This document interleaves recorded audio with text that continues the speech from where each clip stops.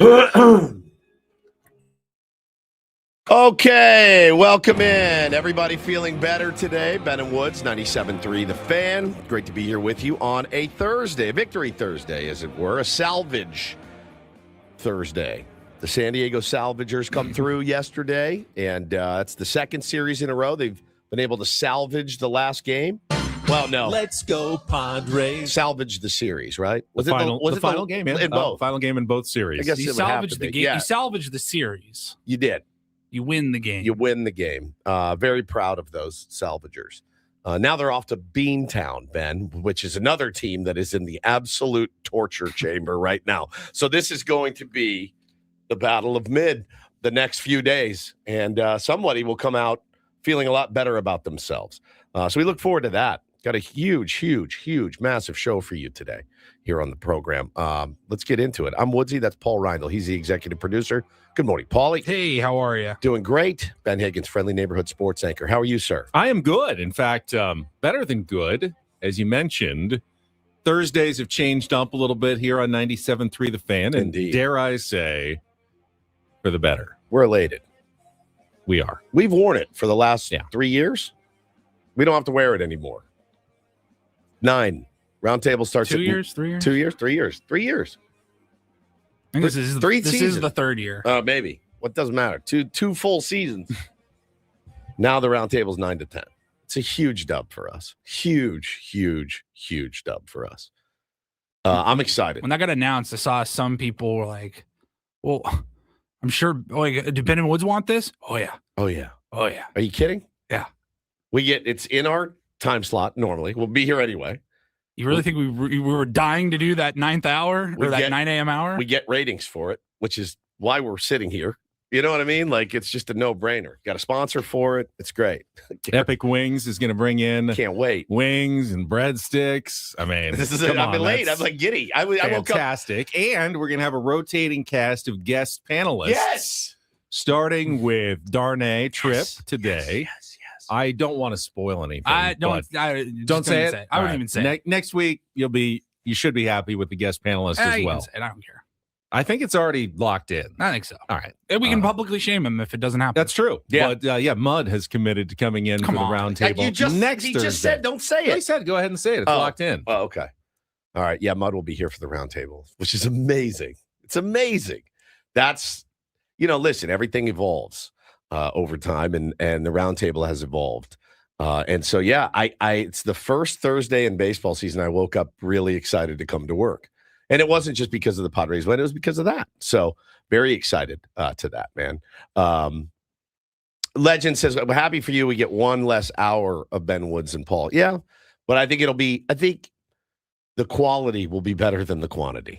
Does that make sense to you? It's important. Yeah. I'm And it's not like you guys aren't there on every roundtable either. yeah, we're there on every roundtable. I'm there on some of them. You're there on every one of them. Exactly. So. Oh, you get to go home today? Today I do, yeah. Oh, you sucker. I'm like on standby for roundtables. Yeah. Okay. That's all right. Fine by me. Well, no, I'm excited. I'm excited about it.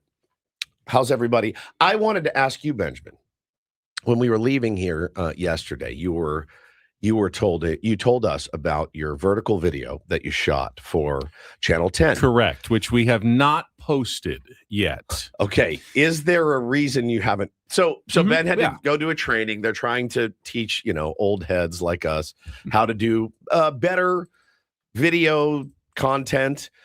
I watched your news program last night. It's a big directive, I can tell, at your station.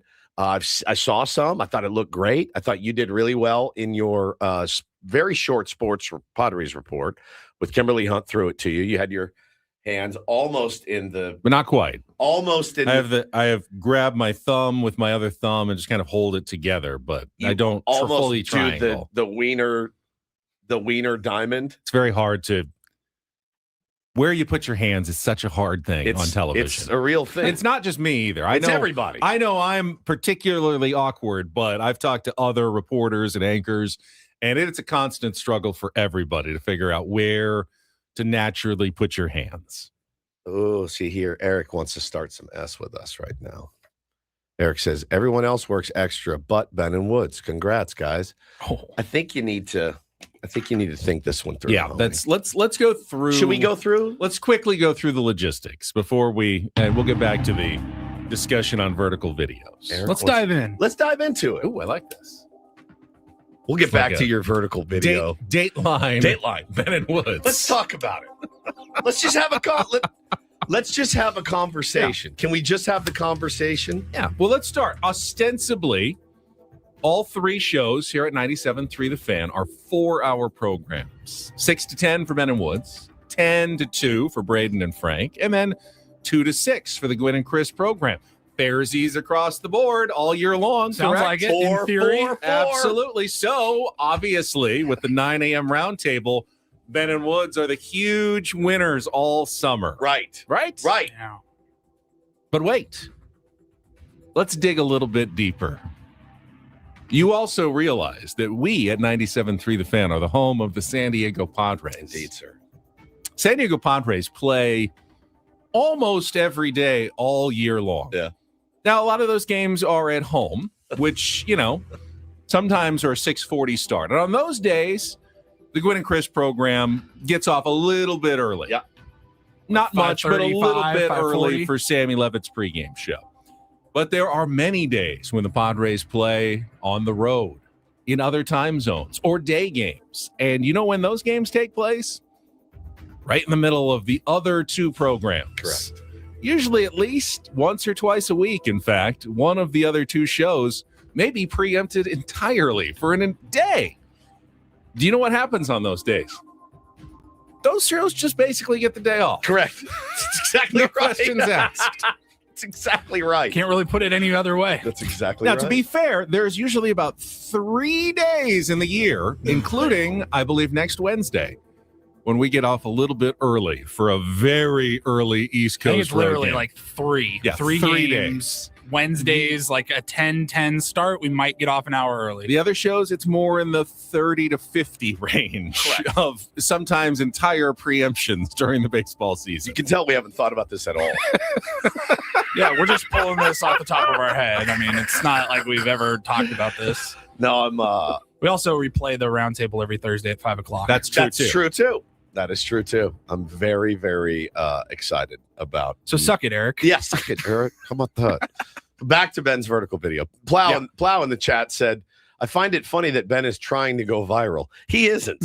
His bosses are trying to make him better. Did Adam get a new job over at Channel 10? Your bosses just want you to, you and everybody else, to do it the right way. Another tool in the toolbox. Right. You know, the way modern media works. It's not all just about doing your story on television. You've got to be able to adapt to the 21st century landscape. So, yeah, the reason why we didn't post the video apparently has something to do with the algorithm.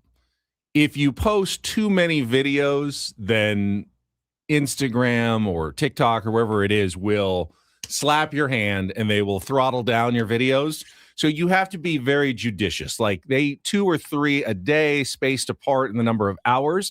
They already had a couple of them yesterday, so they didn't want to overly schedule. And I said, well, it's kind of dumb to post a Petco Park food video right after the team finishes a homestand. And they agreed. They said, well, that is kind of dumb. So why don't we hold it until next week when the Padres are going to be back home and post it like the day before they start another homestand. Yeah. Nobody's going to be like, ooh, let's remember that for next Sunday. Next Thursday, I think, is when the Padres return home to host the Rockies. You see a day of, you're like, ooh, we're going to the game tonight. Exactly. That and then good. Let's share this with everybody. Ooh, I want to watch this because I'm heading to the game. So we decided strategically to wait on posting that video until next week. And it has nothing to do with what we talked about after the show. It does not. So we were leaving the show yesterday, and Ben, all of a sudden, he had told us, the whole story of the vertical video, and he goes, I think the only thing I had a problem with was what was the girl's name? Emily. Coffey. When Emily says to me, okay, Ben, so we're going to get the first shot here. Just walk naturally up to just walk naturally up to the counter. When he told us that, I fell out. he like went pale. He was like, well, I don't know what that means. I'm like, I don't actually know what that means. I laughed. She didn't realize how much she spun me up. I laughed so in the elevator. I was like, no, I couldn't believe it. It wasn't just walking normal. It wasn't just the count. She wanted me to walk all the way from like the top of the concourse in the 200 Toyota Terrace, like all the way. And she's going to film me like 100 yards of walking. Does she and know who just she's walk naturally. filming? Like walk naturally.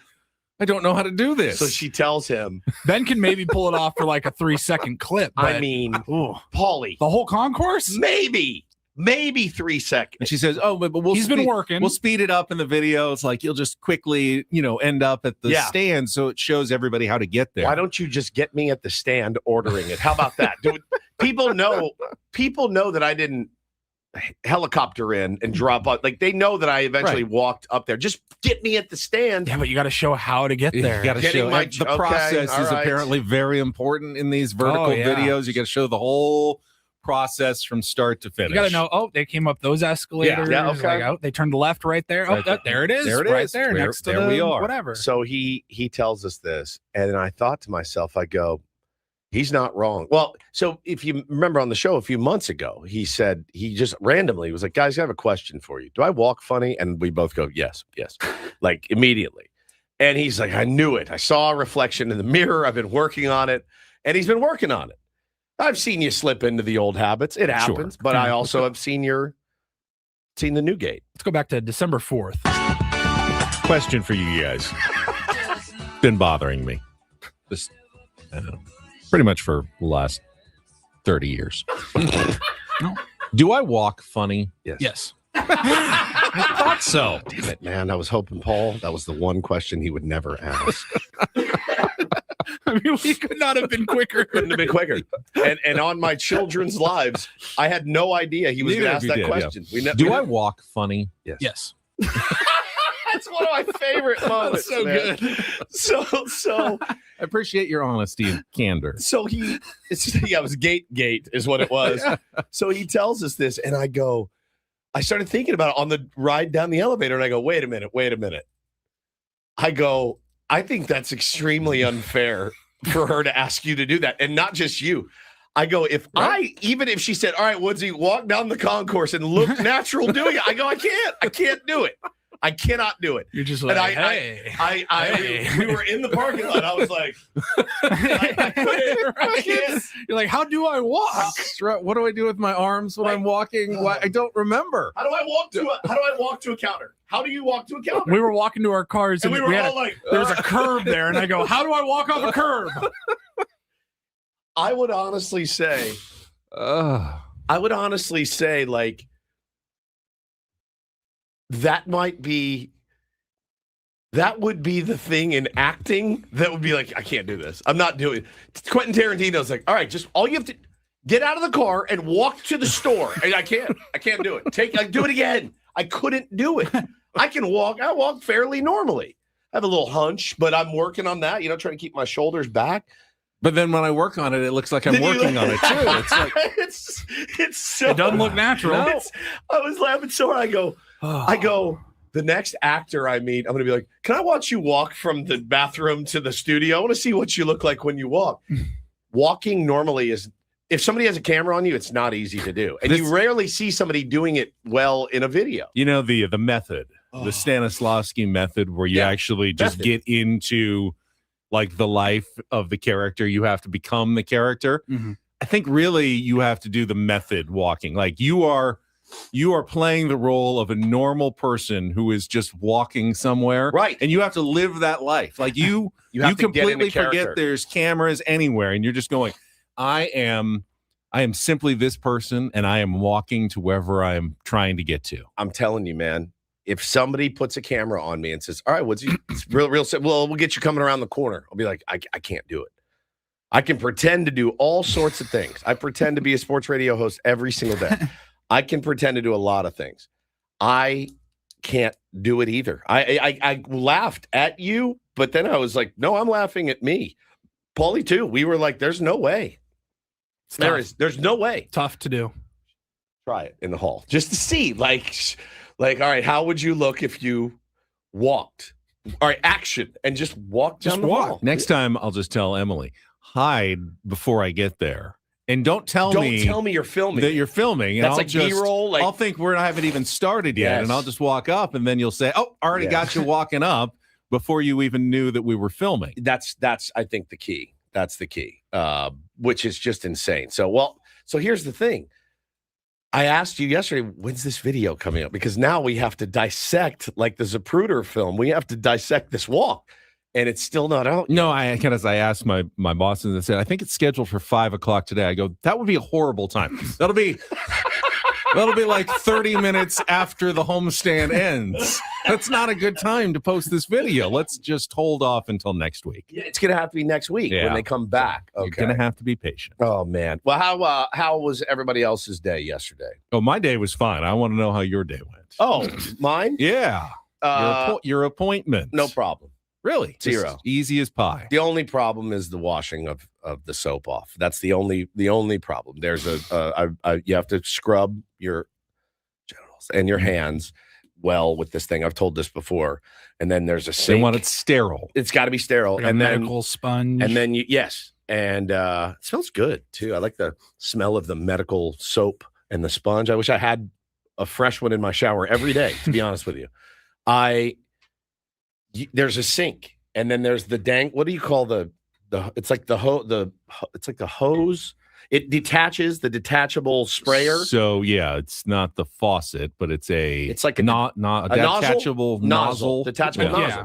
Well, you have to scrub and wash, get all the soap off of your hands and your genitals. And then which is fine if they have like a drain in the floor. Correct. Where you can just stand, but they don't. You have to. That makes you have to get it. No sense. You have to get over, and then you spray, and then it goes down your legs, and you hear it pooling on the ground, on the floor, and then you see it, but you have to get it all off. You have to make sure you're clean as a whistle, and then you see the water start seeping, seeping under the couch into, and then the panic starts. The panic starts to set in, and so you dry, and then you get down on your hands and knees, and you dry that and clean that up. Before you do the deed. They know the process too. That feels like they could make it a little bit. I legit thought put in like a mobile home shower. A shower, like a stand-up shower stall with a drain that you get in. Because I go, dude, there's got to be mold under here because I can't be the only guy. Guys, there was a pool of water, a big puddle. I'm standing in it and it's running over towards my clothes that are on the floor. That's the only problem. Then after that, it's like the fourth time I've done this. I just knuckled down, dude. I just fought through it and got through it and remembered the label. Remembered the label this time.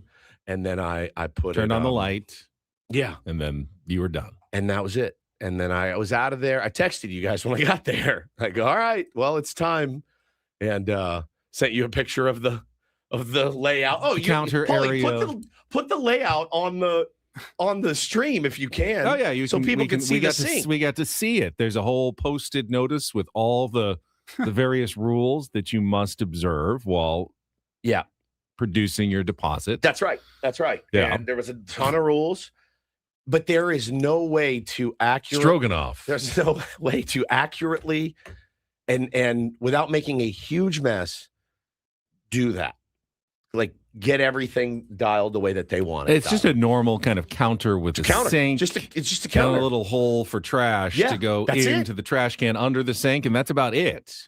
Yeah, and I was in and out in about 13 minutes, all in, like with the scrubbing and the cleaning and everything else. Standing or couch? What did you do? I couldn't do it. I tried the standing. It didn't work. Prayer method. On the floor again. Yeah, old faithful. There it is. Look. That's it. You need a hair wash sink. That's exactly right. Yeah. Yeah. And there's the sink, and then there's the nozzle. And you have to see the little stand on the ground? They have a stand that you can stand up and get a little bit taller. Oh, yeah. But not enough. A step stool. And so you have to rest everything on that granite. It's a lot of leaning. And look how much space there is on that granite. Overhang. Between it's not helping. That's not helping. That does not. There's an overhang that You're like looks almost like a foot from the sink, Yes. from the edge of the counter that you got to really lean get up and over. and you're spraying yourself with water. I'm telling you, man. And there's no drain under you if you miss. No. It just runs all over the floor. It runs all over the sink, all over the floor. That just does not seem like the appropriate room for that. No, Paulie, there needs to be a better vibe in there. There's just got to be maybe one of those plush love sacks or something. Like it, dim the lights. The lighting's very. You want everything to be very cleanable. Yeah. But you also True. don't want it to look like some sort of killing floor either. So it was that was the only part of it. And I will say my mood was bolstered by the Padres win. Does that make sense? It really was. It does. It really, really was. I was in a much better headspace after the Padres victory yesterday. Enjoyed that very, very much. Crank your hog. That's right. So I was fine. Everything went great. Good. Thank you. Well, when you get more experience at something, That's true. It tends to be a little become easier. a little bit easier. That's for right. sure. That's right. Do you think you're done now? I sure hope so, bud. I really do, because I want my part to be over at this point. So I'm happy to help in any way I can, but I'd like it to be finished. Other than the decades of parenting. Correct. In my mind, though, the hard part is over. This was the hard part for me. I love being a parent. That was the hard part. That was the worst part of all of it. I don't mind the diapers. I don't mind the crying. I don't mind any of it. I love it. I miss it. I'm looking forward to it if it materializes. But that for me was the hardest part of all of it. So thank you for asking. It's funny how we feel less urgency to talk about a win than a loss. Yeah. Like the last couple of days, it's been hard not to just jump in. We already had kind of almost started the game talk. We will get to it though. Coming up next, we will go through the Padres 7-1 series finale victory over the San Francisco Giants yesterday. We will set the menu for the rest of our 3-hour individual program, followed by our epic roundtable season debut coming up from 9 to 10 o'clock with our entire cast and guest panelist Darnay Tripp. All coming up. It's Ben Woods and Paul. Good morning to you. Glad to have you with us on San Diego's #1 sports station, 97.3 The Fan.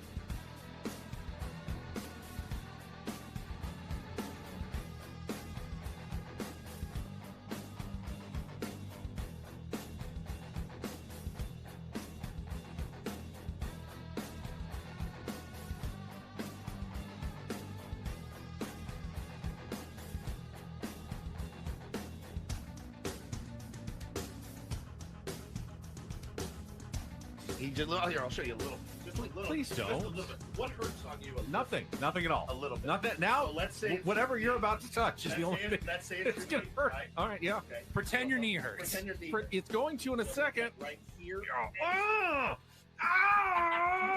That is not pleasant. And this pool on this roof. This is all for you.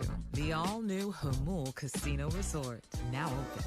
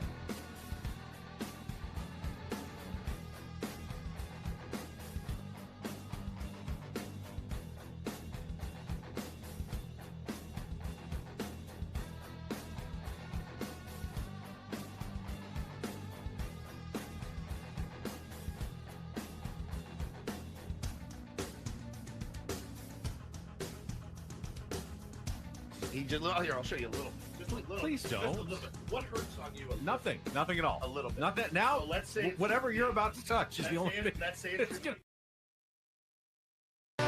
Talking a little bit about the launch yesterday during the break. Didn't follow it that closely. We were all watching the Padres game, but I did see the video after the game.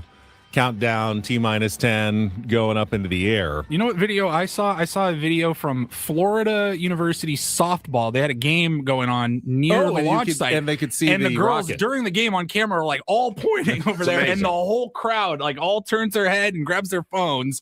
And you see this rocket going off. Yeah, Paulie didn't realize that, we haven't gone to the moon since the Apollo missions. Now, this Artemis 2, whatever it is, they're not landing on the moon. They're They're preparing for a future mission that is going to land on the moon, but they're just taking a loop around and coming back. But it only takes, 15 minutes or so to get to space in that rocket, but it's like a 4-day trip to the moon. No, thank you. No thanks. They're going to be up there for a while making that journey. I guess I don't follow that stuff very closely. It honestly freaks me out and kind of hurts my brain to think about space and the infiniteness of it. But I would have assumed that we were like sending people to the moon every year or something. They haven't done that in a long time in the space program. But what really amazed me is that, and I saw this tweet yesterday, when they went back in the 60s, the Apollo missions landing on the moon. They said in this mission, each of the astronauts has their own iPhone with them. Yeah. Each iPhone, just iPhone, has 200,000 times more processing power than the entire Apollo missions did in the 1960s. They did Say it again. How many more? Each iPhone has 200,000 times more processing ability than the entire mission in the 1960s. That's how far computer technology has advanced. But then you think about, they did the whole moon thing basically like writing numbers by hand. Bro, like I just watched Apollo 13. Making and he's the like, all right, calculations, hang on. Slide rules. Yes. And he's like, if my numbers are correct, we should be fine. Which is crazy. Hold on. Let me write these down again. It's freezing up there. Remember, his like hands are frozen. He's trying to do math. They're all dead. They're dead. Wow. Remember, he's like, we have to enter into the atmosphere just at the right size angle. of size of a pinhead or something. I was like, dude, come on, man. It was weird, because we just watched that movie, and to think about, it looked rickety. It looked rickety as hell. Apollo 13 when they were up in it, they had to build that filter out of the stuff they found around. It's spacecraft have to be very light in order to get up there, which means those aluminum, like the walls of the spacecraft, very thin, like a Coke can. Yeah, not like a big like tank or anything. No, those are flimsy craft up there that they are going to space. Astronauts are pretty amazing people. You couldn't pay me to get in the rocket. You just couldn't. I have no desire to explore space. And I think you can argue with everything that's going on. Should we be doing this right now? Right. It's certainly expensive, takes a lot of resources, but pretty cool when it happens. The way that it kind of unites everybody, like with the hope and just like for humanity, like, okay, if we put our minds together, we can do it. We can do pretty amazing things. Especially smart people can do incredible things. It does give me some hope. And I think hope's been in a bit of short supply the last few years worldwide with everything that goes on. Jack says, inspiring future explorers incoming. I like that very much. I am not one, and that's okay. Explore away, more for you. There's less competition. I have no desire to get in a moon unit and fly up to the moon or even enter the. Can you see any scenario if technology advanced so vastly in the next 20, 30 years where like we were sending people to space as if they were getting on an airplane? Would you do it? No. Too scared. I would think about it. Yeah, I would not. I don't think I could. If I was like terminal, I would do it. But I there's a lot of things if I was terminal, I would try. But, now if they're like, Woodsy, we want you to come up there. We need some comic relief. But absolutely not. Come to our podcast. I'm too scared. I'll tell you right now, I am too scared. You watch this guy in the G-forces in the movie. They need to figure out a way to minimize some of the G-forces and stuff. Wake me up when I'm up there. Point, I think about it. I enjoy flying and looking out the window of planes. It seems like it'd be an incredible view. You don't even like roller coasters. You're going to get on a rocket? I don't. That's why I said it would have to be, they'd have to as Paulie said, advance the technology to the point where it's more like taking a flight. A flight, but you end up in space. I would consider that. Yeah, I don't want to go on a rickety roller coaster ride to space. That's fair. So. That's fair. We got a busy show. We should probably get to it. We'll talk some Padres baseball, get to our wrap-up of the Padres' second win of the year. In our 7 o'clock hour, we'll have Don't Do This at 7:20. Some Throwback Thursday elements from Paulie that's pulled from our archives. And then at 7:35, in-season Sammy Levitt will join us to wrap up the Padres' first homestand. His experiences there at all 6 games, doing the pre- and post-game show. In our 8 o'clock hour, we'll play a Throwback Thursday game of Real or Fake, try to qualify a listener for Las Vegas. And then our first Smart Baseball segment of the year when Eno Sarris from The Athletic joins us at 8:35, and then right to the roundtable at 9 o'clock, commercial free. Our epic Padres roundtable coming up at 9. So let's get to it. We'll check traffic, and we'll go into yesterday's 7-1 win over the Giants in our Wrap-Up coming up next year, live from the Bill House Studios. We know how. It's Ben and Woods on 97.3 The Fan. From the 855 Get Ross Traffic Center. Injured? Demand justice. Demand Jurowitz. 855GetRoss.com. Here's Sue Allard. This traffic report is brought to you by Rivermark Medical. Big crash northbound 805 at Murray Ridge Road. 3 left lanes are blocked. Delays go all the way back to University Avenue. And another accident on the 52 westbound at Mass Boulevard slows you down. Rivermark Medical is conducting a rapid 3 study for FlowStent, a minimally invasive device designed to relieve symptoms from BPH. Men 45 or older suffering from frequent, painful, or difficulty urinating may qualify. Learn more at rivermarkmedical.com. That's rivermarkmedical.com. I'm Sue Aller with Ben and Wood, San Diego's #1 sports station, 97.3 The Fan. I love winning, man. I love winning. You know what I'm saying? It's like better than losing. Are you ready?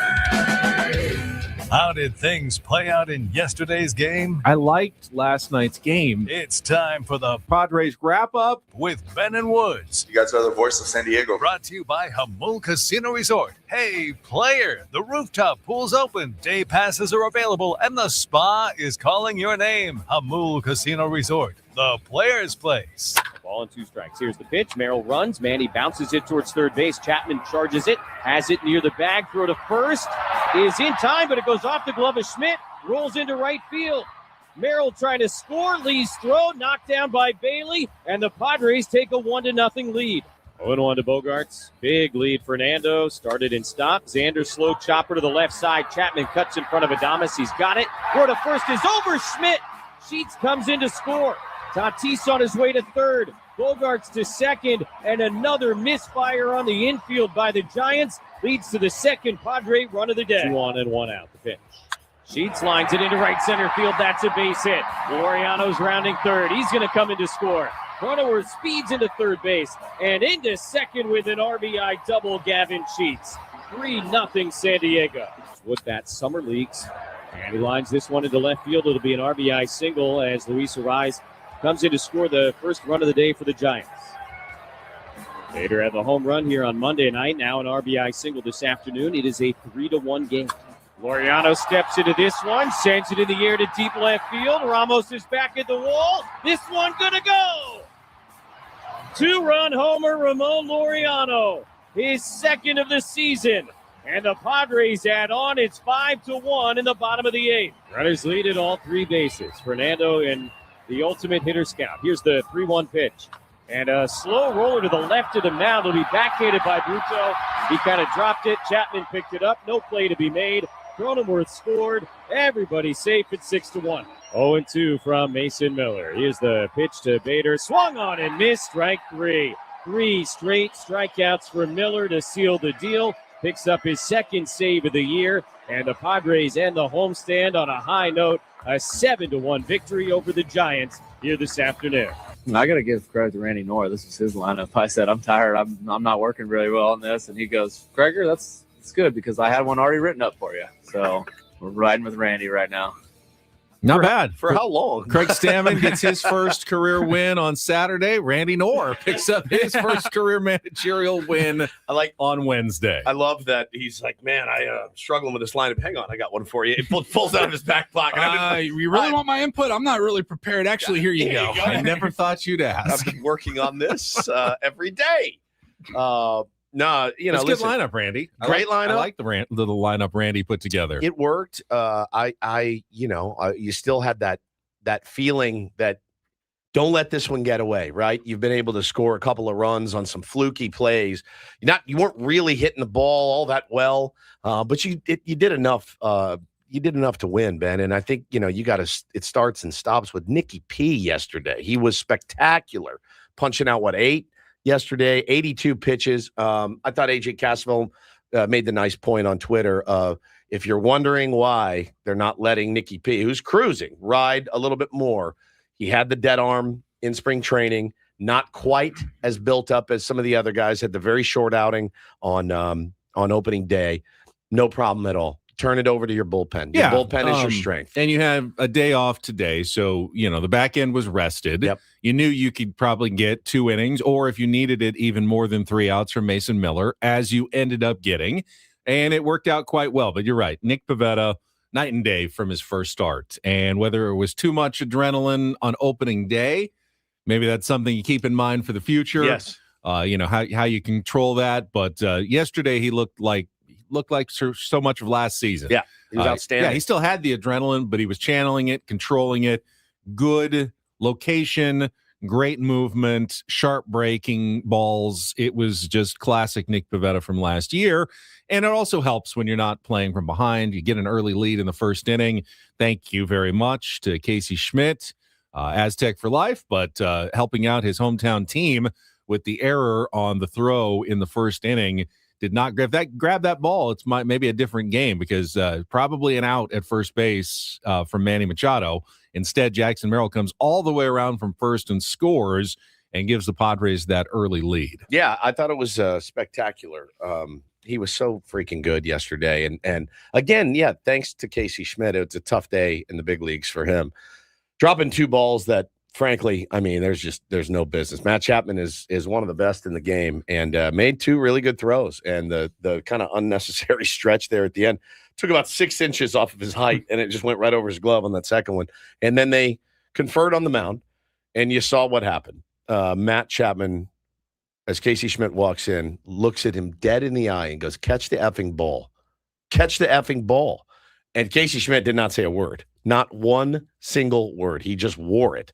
And I thought that was a really interesting part of the game, Benjamin. It went viral. People watching Matt Chapman's reaction. Some people liked it. I thought it was awful, honestly. I thought Matt Chapman, I didn't like it. He should know better, right? Casey Schmidt's feeling terrible about it already. And then you're just going to make him feel worse about it. Is that leadership? Is that what you feel like you have to do as a team leader? Like call out a guy right there in front of a sold out crowd at Petco Park? Yeah, you may not, they can't see exactly what you're saying, but you get cameras on you. It wasn't that hard to figure it out. It wasn't that hard. And you're embarrassing a teammate who's already feeling embarrassed.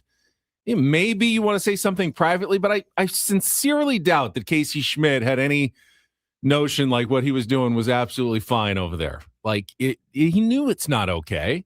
Why would you do that, Matt Chapman? I don't understand. My guess is just furious. Heat of the moment, furious. Like we're letting this game slip away.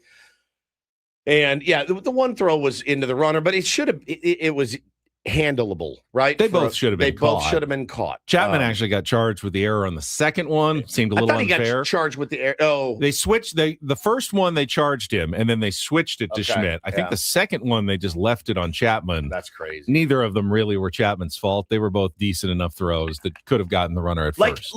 These guys are pros. At any other level, if that happens, that third baseman, if it's Matt Chapman, your freshman third baseman, he's getting his ass chewed by the coach, right? Like he's getting chewed out for that. Like, bro, you don't show up your teammate. We don't show up the opponent. We're not showing up our own teammates out here.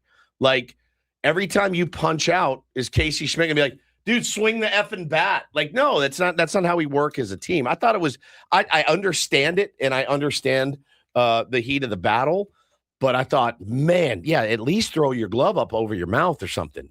Something. Take them down in the hallway. How about, you know what? I got you, man. We'll get it. Don't worry about it. Don't worry about it. Don't worry about it. We'll get it. We will get this. We will come back. Don't worry about it, man.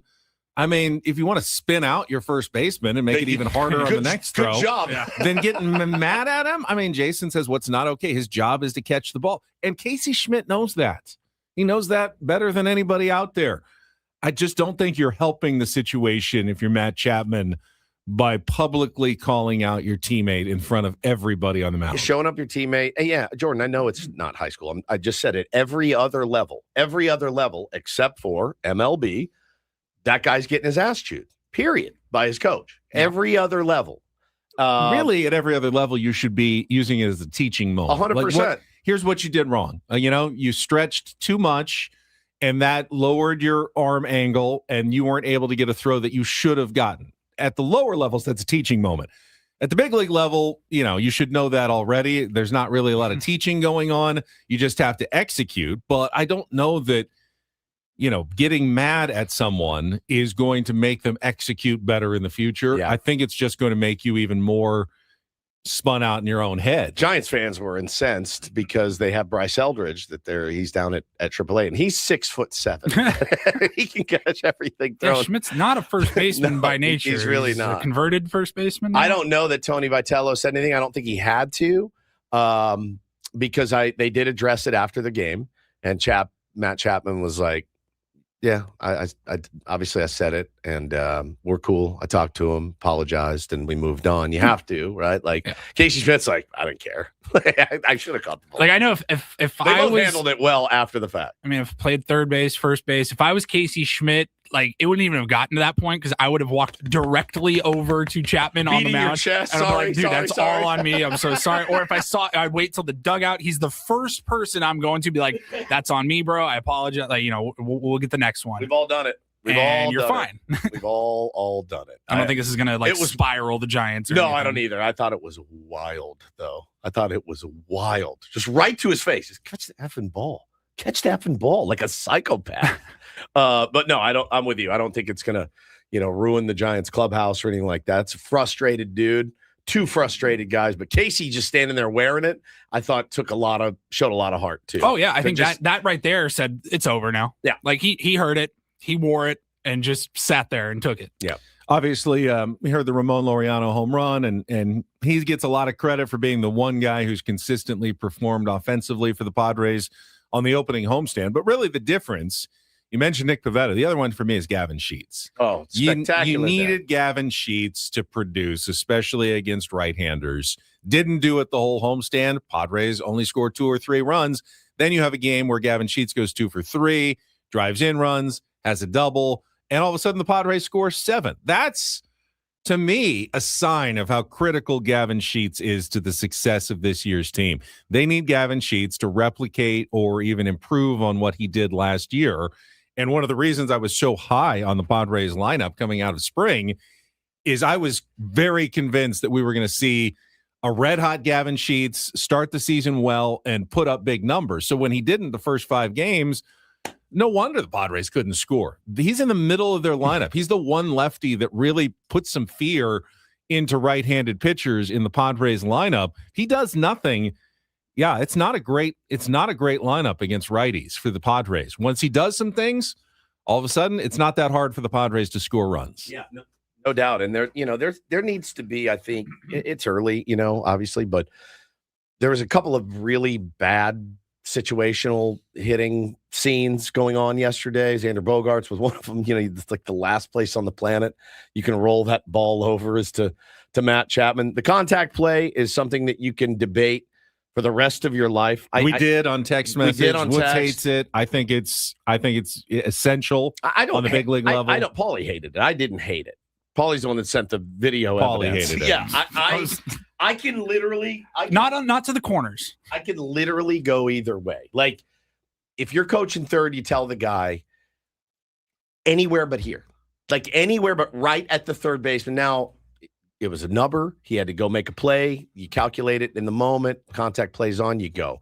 I realize how difficult it is if Chapman picks that ball up and throws to first, and they get the out for the next guy to get hit. I do realize that. Like, I think that's a tougher play to first than to home. I do too. But you don't have to be successful that often for the contact play to make sense. Yeah. And let me explain what I mean. If you've got a runner on third and there's 1 out and you want to score that run, obviously you've got a better chance of scoring it with an out than with a single on the next batter. So if you just stay, no contact play on, like, let's play it safe. If it's a ground ball, you hold. Yep. You're relying on the next guy to get a hit. Well, the odds that the next guy are going to get a hit, probably only 25 to 30%. No one hits over 300 in baseball anymore. So all the contact play really has to be successful more than 1 out of every 4 times. and you're getting a run. If you pressure a guy into a bad throw, you're styling you're going to have to accept that it's going to be an out sometimes. But you probably weren't going to score that run anyway with 2 outs, because getting a hit with 2 outs and runners in scoring position is really hard. My point was, hit that ball anywhere else in the infield and it's a run, or in the outfield. How about a sac fly? Like the one place you can't, 2 places you can't hit it back to the mound. And Which you can't is hit easier it said than done. I don't like the contact, but just like you said, the mound, like give that ball a second to see where it's going. Because if that's hit at second, short, maybe even first, but as maybe we saw in the World Series, you hesitate for a second, you get a late start. You're done. That's what makes the contact play not work. You've got to go. If you're going to go, you got to go instantly and put the pressure on the defense to make a perfect play. Now, it didn't need to be perfect that time, but that is going to happen when you have the contact play on occasionally. Yeah, I listen, I'm just, even how about a bunt, TVO 247? How about a little push bunt up the first baseline? Look who's back. Time and place, as I've always said. Ben and Woods brought to you by David P. Shapiro, criminal defense attorneys, helping good people regain control of their future when charged with a crime since 2010. Visit davidpshapirolaw.com. One other item that I think some Padres fans had issues with in yesterday's game. We'll get to that. Little Throwback Thursday coming up next here on The Fan.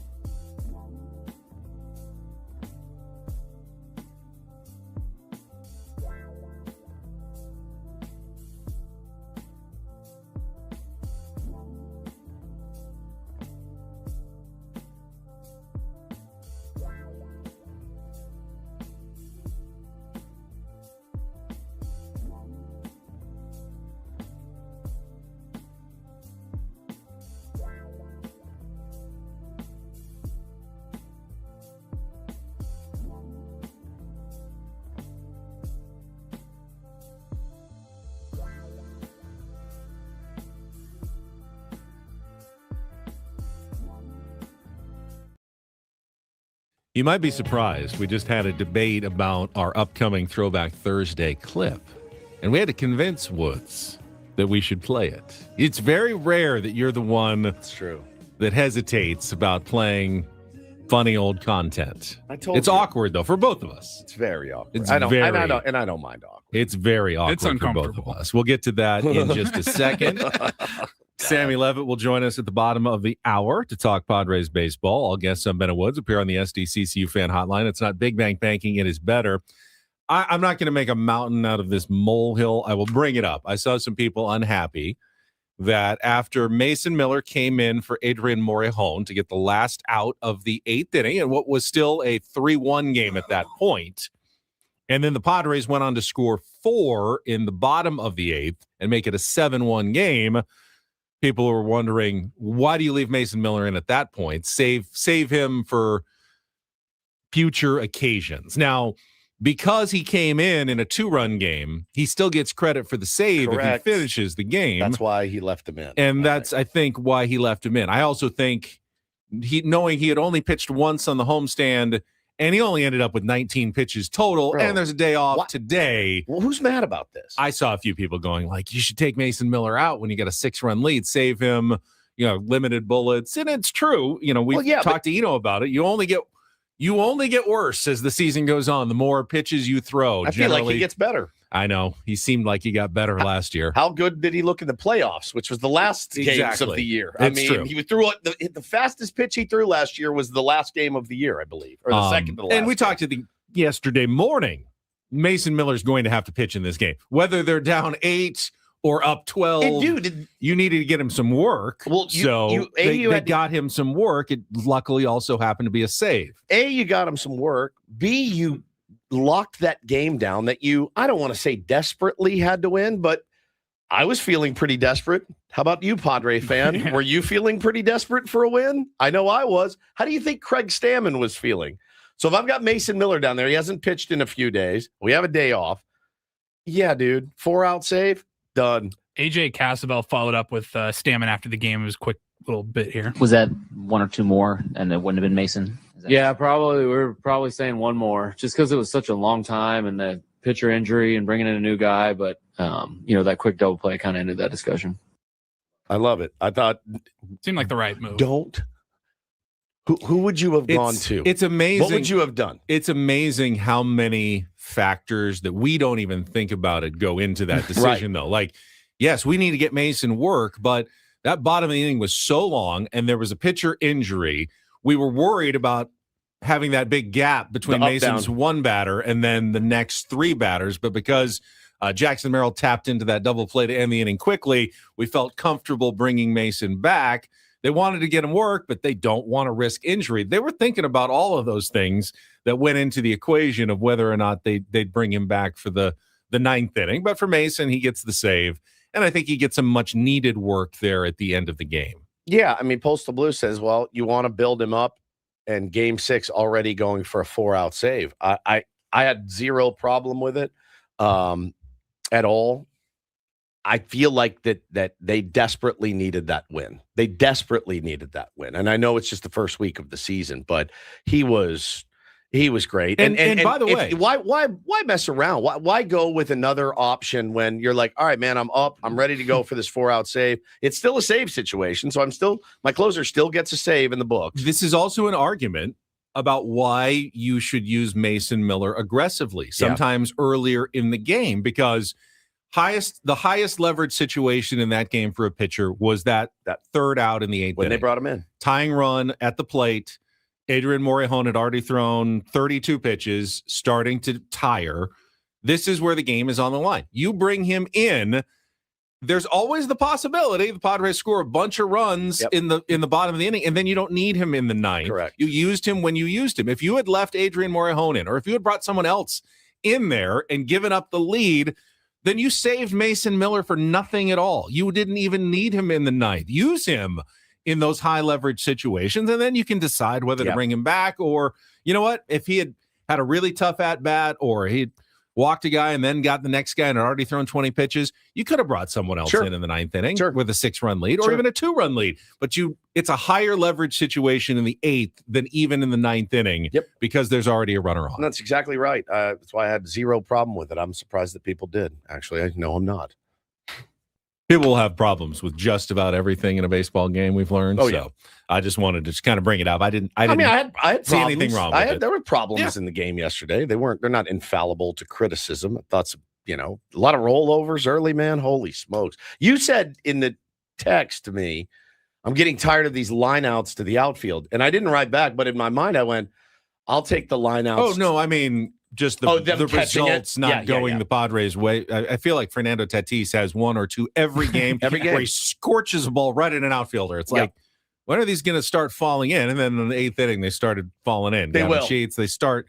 Eventually, Manny hits a double down. You're like, okay, finally, they hit some balls that are hard hit to the outfield that don't go right at the outfielder's glove. You keep doing that, I think you're going to have a good season. You keep rolling it over, I don't think you're going to have a good season. Correct.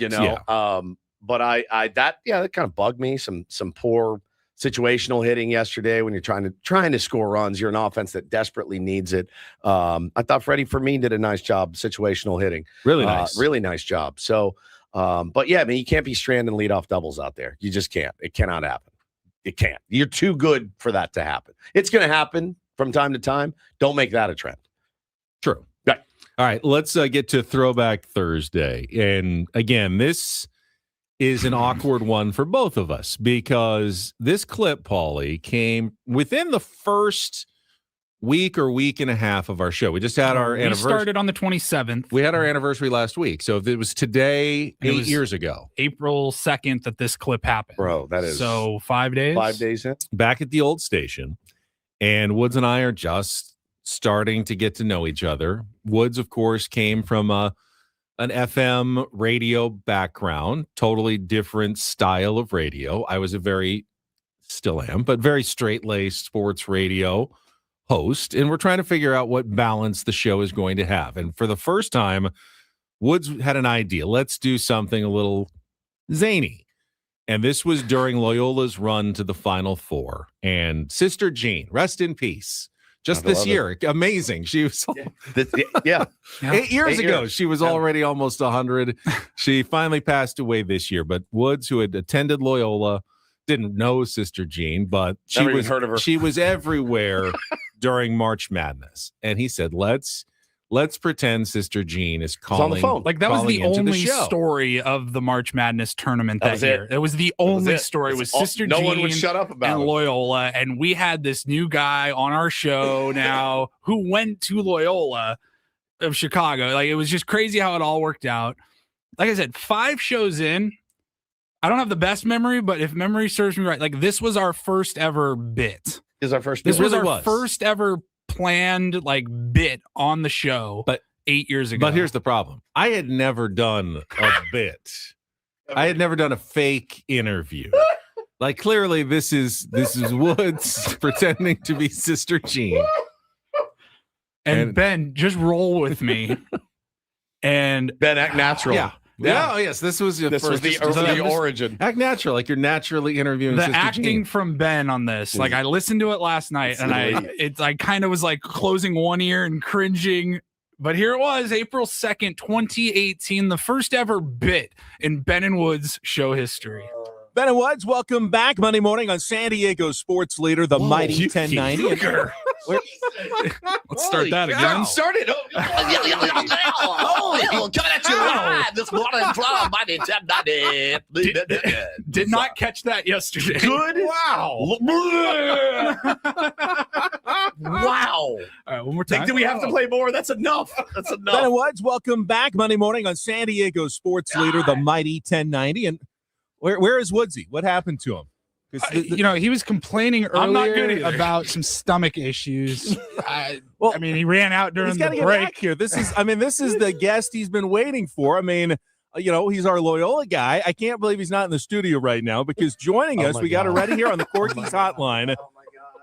From Loyola University. That is right. She is with us right now. Sister Jean Dolores Schmidt, the darling of the NCAA tournament, 98-year-old nun, all the way to the Final Four before Loyola fell to Michigan on Saturday night. Sister Jean, it is such a pleasure to have you on with our listeners here in San Diego. How are you doing, my dear? How was your Easter? Good morning, Bill. It's good to be here with you this morning on the mighty 640. Dear, it's Ben and Woods, and we're looking for Woods, but it's the mighty 1090. And how was your Easter? I mean, how has this NCAA tournament been for you, my dear? I love Easter so much.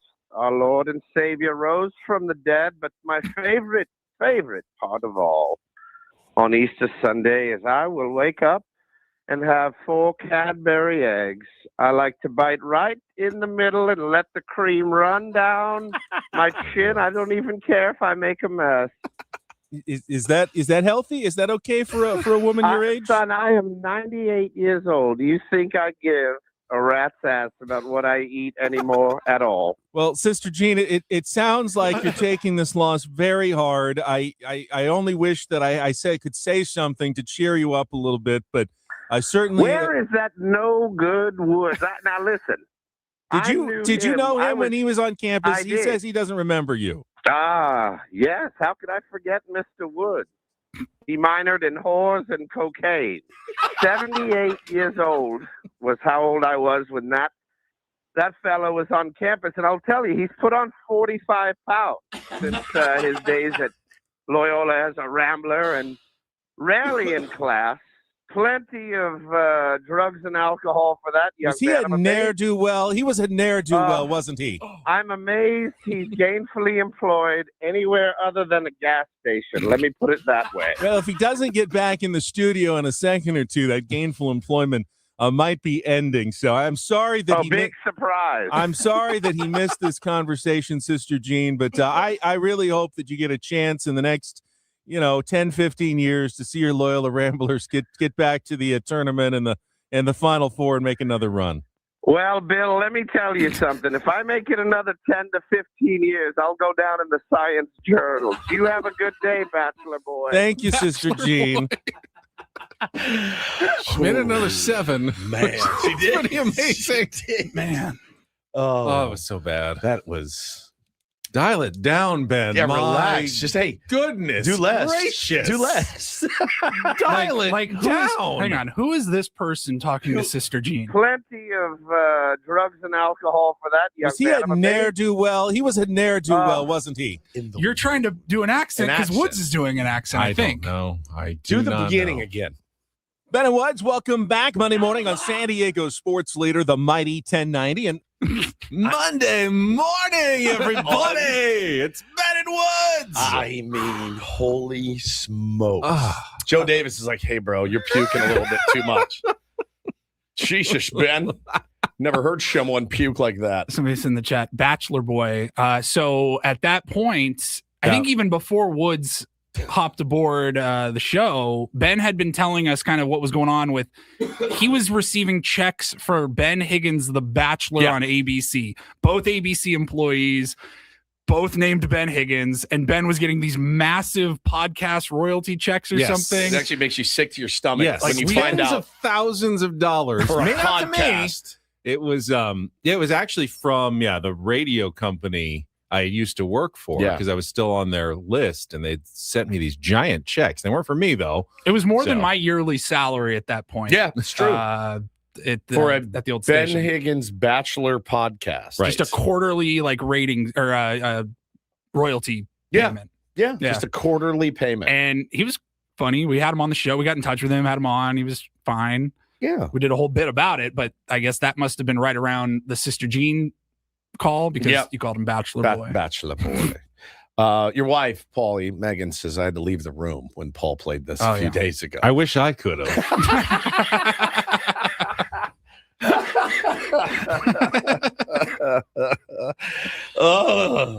Well, where's Woods? Where is he? Where did he go? I just wish Woods was here, Sister Jean. He's clearly not. So very surprised.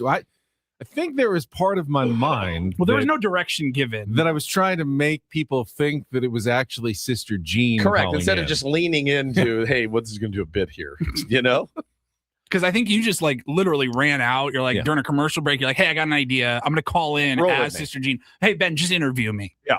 And that was it. Yeah. And he just panicked. Yeah. I know my smoker's cough is gnarly, Cole. I have this cough without the fun of smoking, though. So it's really, really the worst. I'm trying to get over it, but I can't. But that was a good bit. I thought that was a good bit when I listened back to it. And the fact that it's so bad makes it better in my mind. Well, I think it's easy to see that, hear that, and then go like, Bennett, you've gotten so much better at all your acting. 100%. You've gotten, we've all improved. He was so, I will say this, and don't take this as a slight. You were so uncomfortable with it before, during, and after that it made me not want to do any voices ever again. I can see that. I can definitely see that. Yeah. Please don't take it as a slight, though. I don't mean to insult you, but you almost killed Woodsy's creative. Correct. Passion. You almost killed my life. The show almost died that day. It almost did. I just remember driving home going, I don't know if I can do this stuff anymore.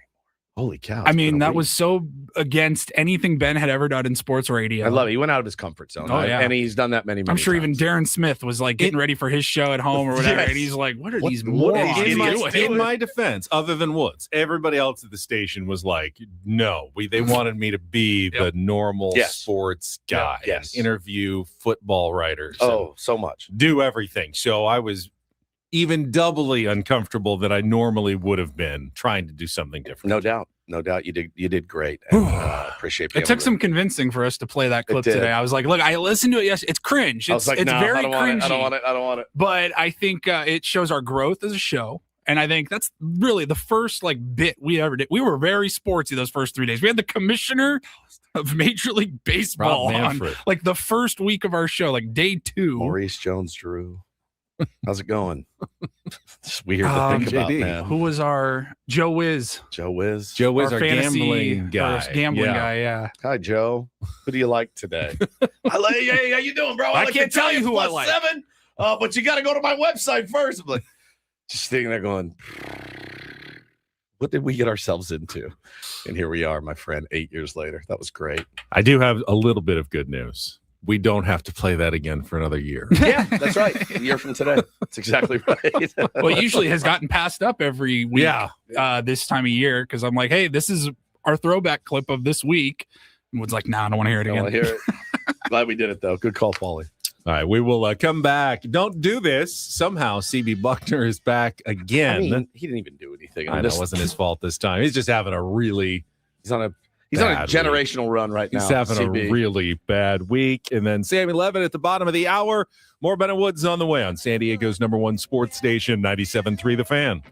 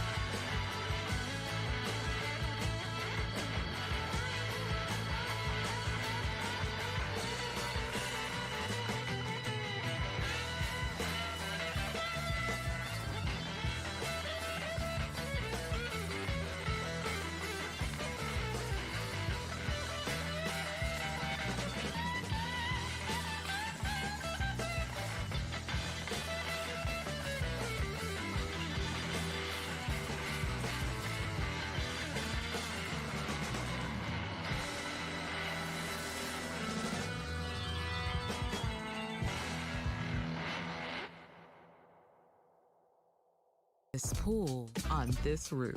This is all for you. The all-new Hamul Casino Resort, now open.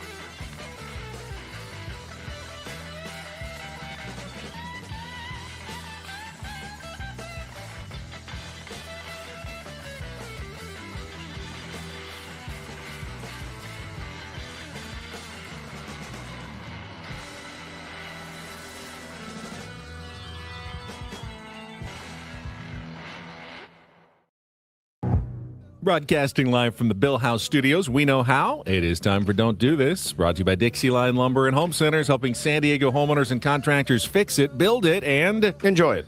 All right, I will start with what The Athletic called C.B. Buckner's terrible, horrible, no good, very bad week. Started with his first time behind the plate in the Cincinnati Reds-Boston Red Sox game when he had the most challenges, ABS challenges, overturned. 6 of them in a single game. It then continued 2 days ago when he was at first base for the Brewers game against the Rays and just botched an incredibly obvious call at first base. That had both managers laughing at how bad the call was. Just unnecessary. When he ruled that Jake Bauers had not touched first base going by when he clearly stepped on it like everybody always does. But he had his chance at redemption yesterday because you rotate from first behind home plate. So his second opportunity to call balls and strikes and show, hey, maybe I learned a little bit from my first encounter with ABS last week. But we never found out because in the second inning with Big Miz, Jacob Mizorowski on the mound for the Brewers, he threw a 100-mile-an-hour fastball that was tipped by Rays catcher Nick Fortis right into CB Buckner's mask. Ow.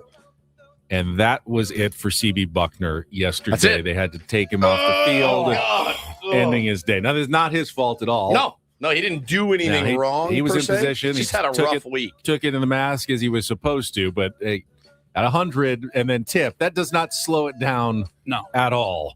Coming right into the face. That mask will protect you from dying. Yeah, but it's still going to really, really hurt. Took a tennis ball to a foul tip tennis ball to the lip the other day.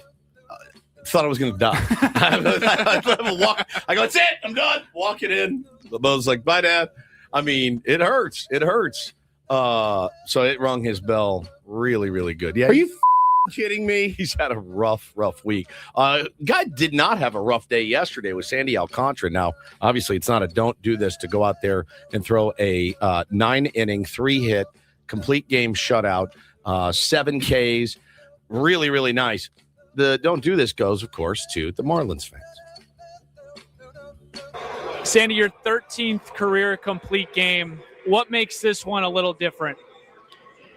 A lot of different, so it's been a long time without throwing a complete game, but this one is special for me. All my family here. Fans is not here, but we still love them. We know this is a hard sport, and they know what sometimes they got to do something. They work the house. But yeah, today was great for me. So 6,600 fans in attendance yesterday to watch the Miami Marlins. Who are, by the way, most of them apparently Sandy Alcantara's family. By the way, they're 5-1. Now, again, they beat I think it was the Rockies and the White Sox. I think they've played so far. Doesn't matter. 5-1 is 5-1. You have an exciting team. You got Sandy Alcantara back, fully back now, it looks like. And he's dealing, and you pull 6,600 fans to the ballpark for a complete game shutout. What did he say again? No, fans. I mean, they weren't here, but we love them. Do you? We love them too. You love them. Fans not here, but I guess what really looks bad for the Marlins fans is the electricity of the WBC in the same stadium, presumably drawing from the same baseball fan population in South Florida, but they don't want to go to Marlins games. Thomas in the chat says, I went to a Jacksonville Jumbo Shrimp game. The Marlins AAA team this weekend, they had more fans there. But Alcantara's turnaround after a horrible season last year, trying to come back from Tommy John surgery, now looking like old Sandy. A lot of implications. First of all, I mean, good for him because I believe he's going to be a free agent at the end of the year. If the Marlins fall out of contention, giant trade chip possibly around the trade deadline. Oh, they're salivating. AJ right Preller is already thinking about it, I'm sure. He's always had years. He's always had an eye on Sandy Alcantara. So have I. Or maybe the Marlins stay in it. And, if he pitches well, maybe, young lineup that they could actually make a run toward a wild card or something this season. Off to a good start. So it also reminds you that the return from Tommy John surgery can look so different for so many players. Some come back right away and are better. Some come back and struggle for a while and then are better. Some are out like of baseball. Some are like Walker Buehler. You lose your velocity. You got to reinvent yourself. Some are like German Marquez, and maybe you're never the same again. You just don't know. See what happens with Joe Musgrove when he comes back. Hopefully he comes back a little faster than Sandy did, but if he can get back to where Sandy is now, that would be fantastic. Finally, a little do this. DD mega doo-doo. Always got to praise someone just chasing their dreams. Of course, rapper J. Cole is a megastar in his chosen field, guy loves basketball, played high school basketball, always had the dream of going on to play the pros, even after he went on with his multi-Grammy award-winning career. And so he has done so part-time with a couple of teams in the past, but now he's going full on in, signing in the Chinese Basketball Association with the Nanjing Monkey Kings. Nice. And will play, as he committed to last year, at least a few games for the Chinese League team, which is a pretty high level of professional basketball. Probably after the NBA and the Euro League, I think China is considered like the third best, maybe international league, with some really good former college players and international stars in that league. So he's going to get a chance to test his basketball skills again at an even higher level. God, so talented, multi-talented. Hate those guys. They're great at so much stuff. Come on, probably be a good golfer if he played golf too. Picks up a bag, goes out and shoots. 87 his first time out. Thank you, Benny. That is don't and do this for a Thursday. That was Don't Do This with Ben and Woods on 97.3 The Fan. Ben and Woods brought to you by David P. Shapiro, criminal defense attorneys, helping good people regain control of their future when charged with a crime since 2010. Visit davidpshapirolaw.com. We'll get Sammy Levitt's thoughts on the opening homestand. He was there for every minute of it. In-season Sammy will join us coming up next on San Diego's #1 sports station, 97.3 The Fan. Gambling problem? Call 1-800-GAMBLER. GEGE 0000466. For a full list of games and rules, played at 7 Mile Casino. Visit 7milecasino.com. Looking for something to do on a baseball day off? How about spending some time at 7 Mile Casino? You know it's so easy to get to, right down the 5 freeway in Chula Vista. And then when you walk in, like I did for the first time, and I had passed it on the freeway many times, as most of you have, it's right there.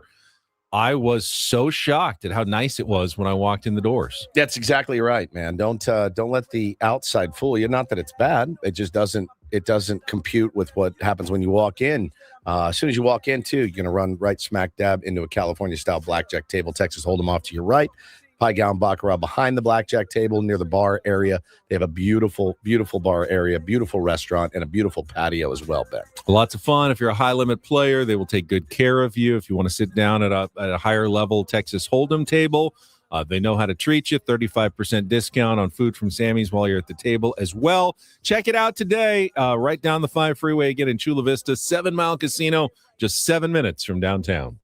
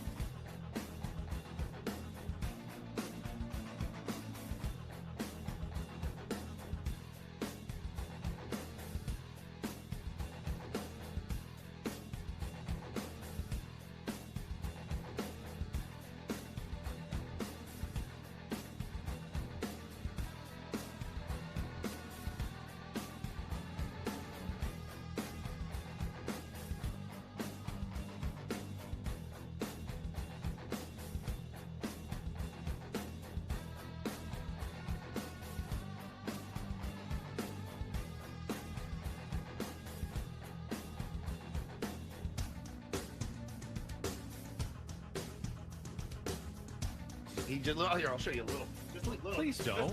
What hurts on you? Nothing at all. A little bit. Not that now. So let's say whatever you're about to touch is the only thing that's it's going to hurt. Right? All right, yeah. Okay. Pretend your knee hurts. Pretend your knee It's going to in a second. right here.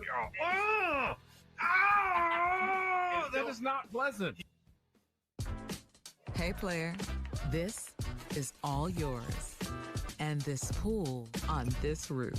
This is all for you. The all-new Hamul Casino Resort, now open.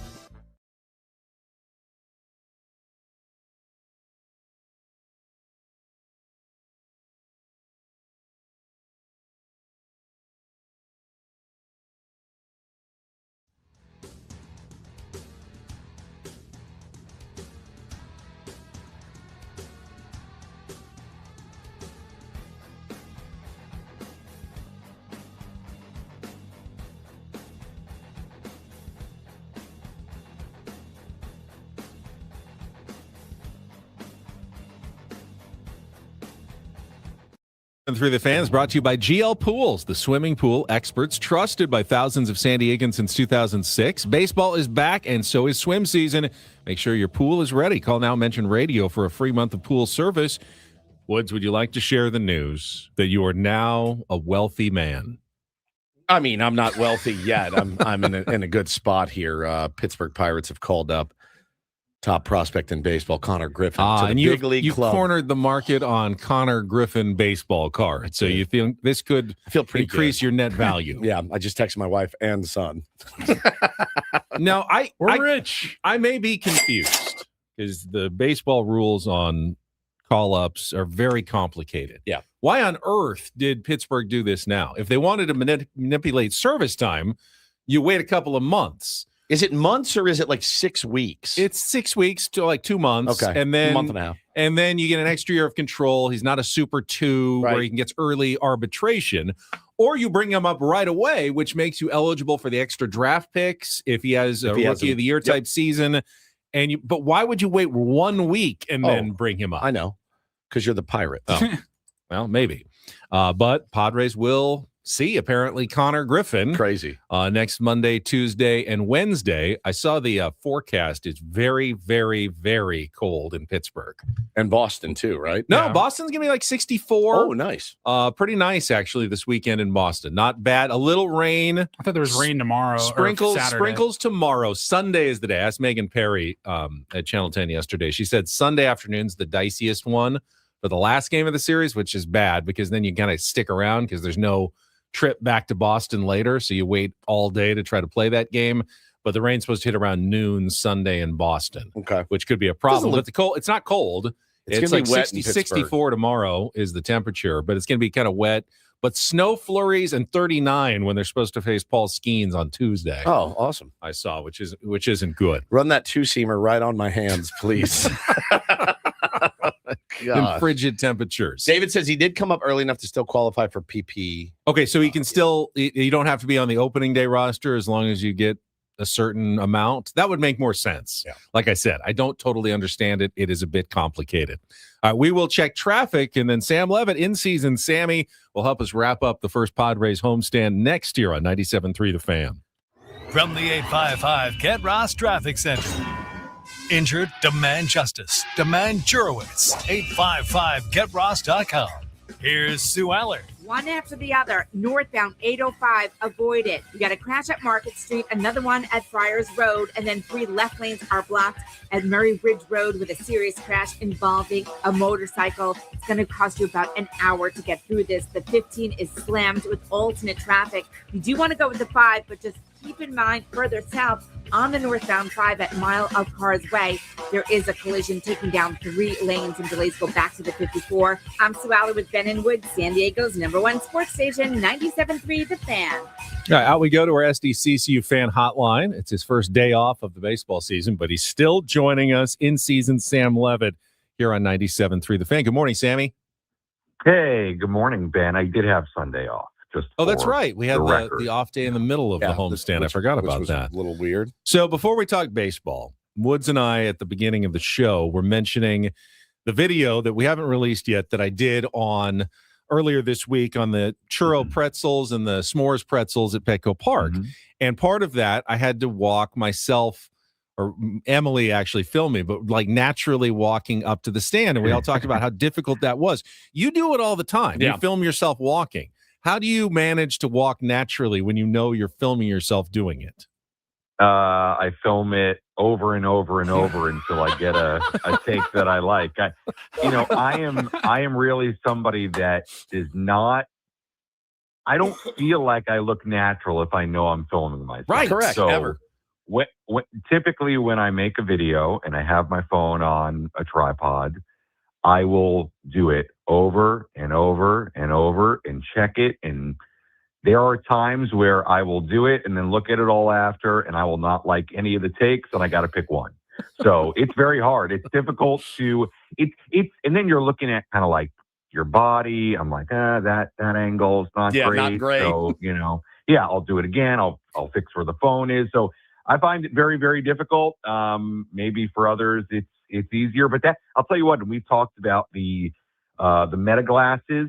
Part of the reason those are so good and the POV content is so good is that you don't have to worry about how you look. You're doing it from your POV. So it's another point for the meta glasses. But Ben, it's very, very difficult. It really is.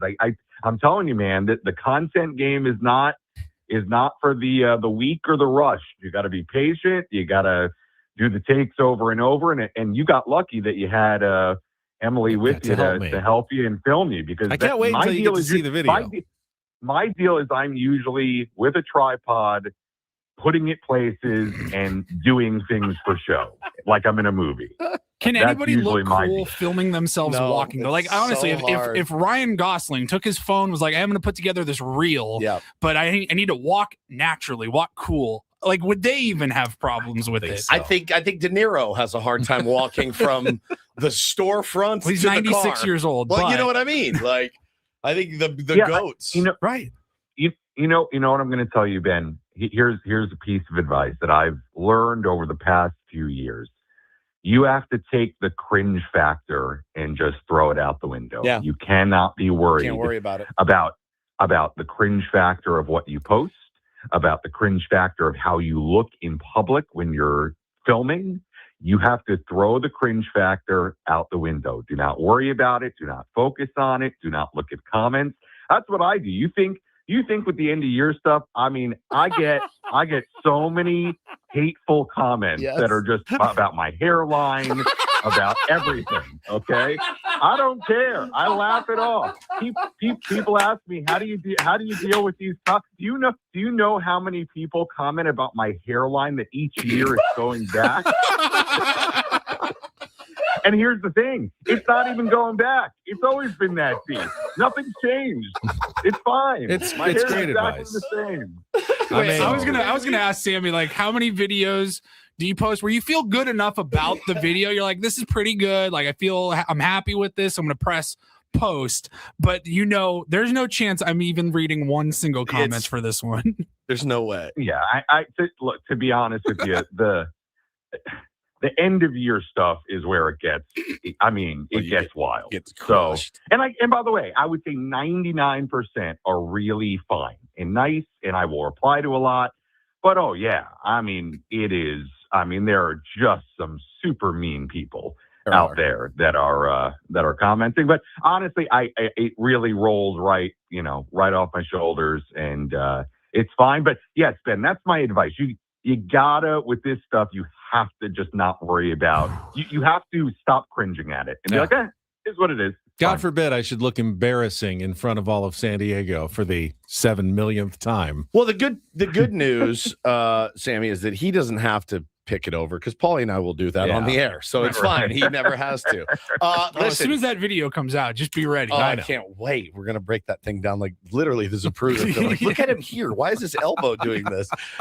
It's so good. Some cringeworthy moments, Sammy, in the first week of the baseball season, to be sure, for the San Diego Padres. I thought it was a very Ben-like segue. It was. I've learned a lot from you over the years, but there have been some moments. I thought yesterday, again, you nice win. You salvage that series, but at some point, you got to start winning series. I think it's got to start sooner than later.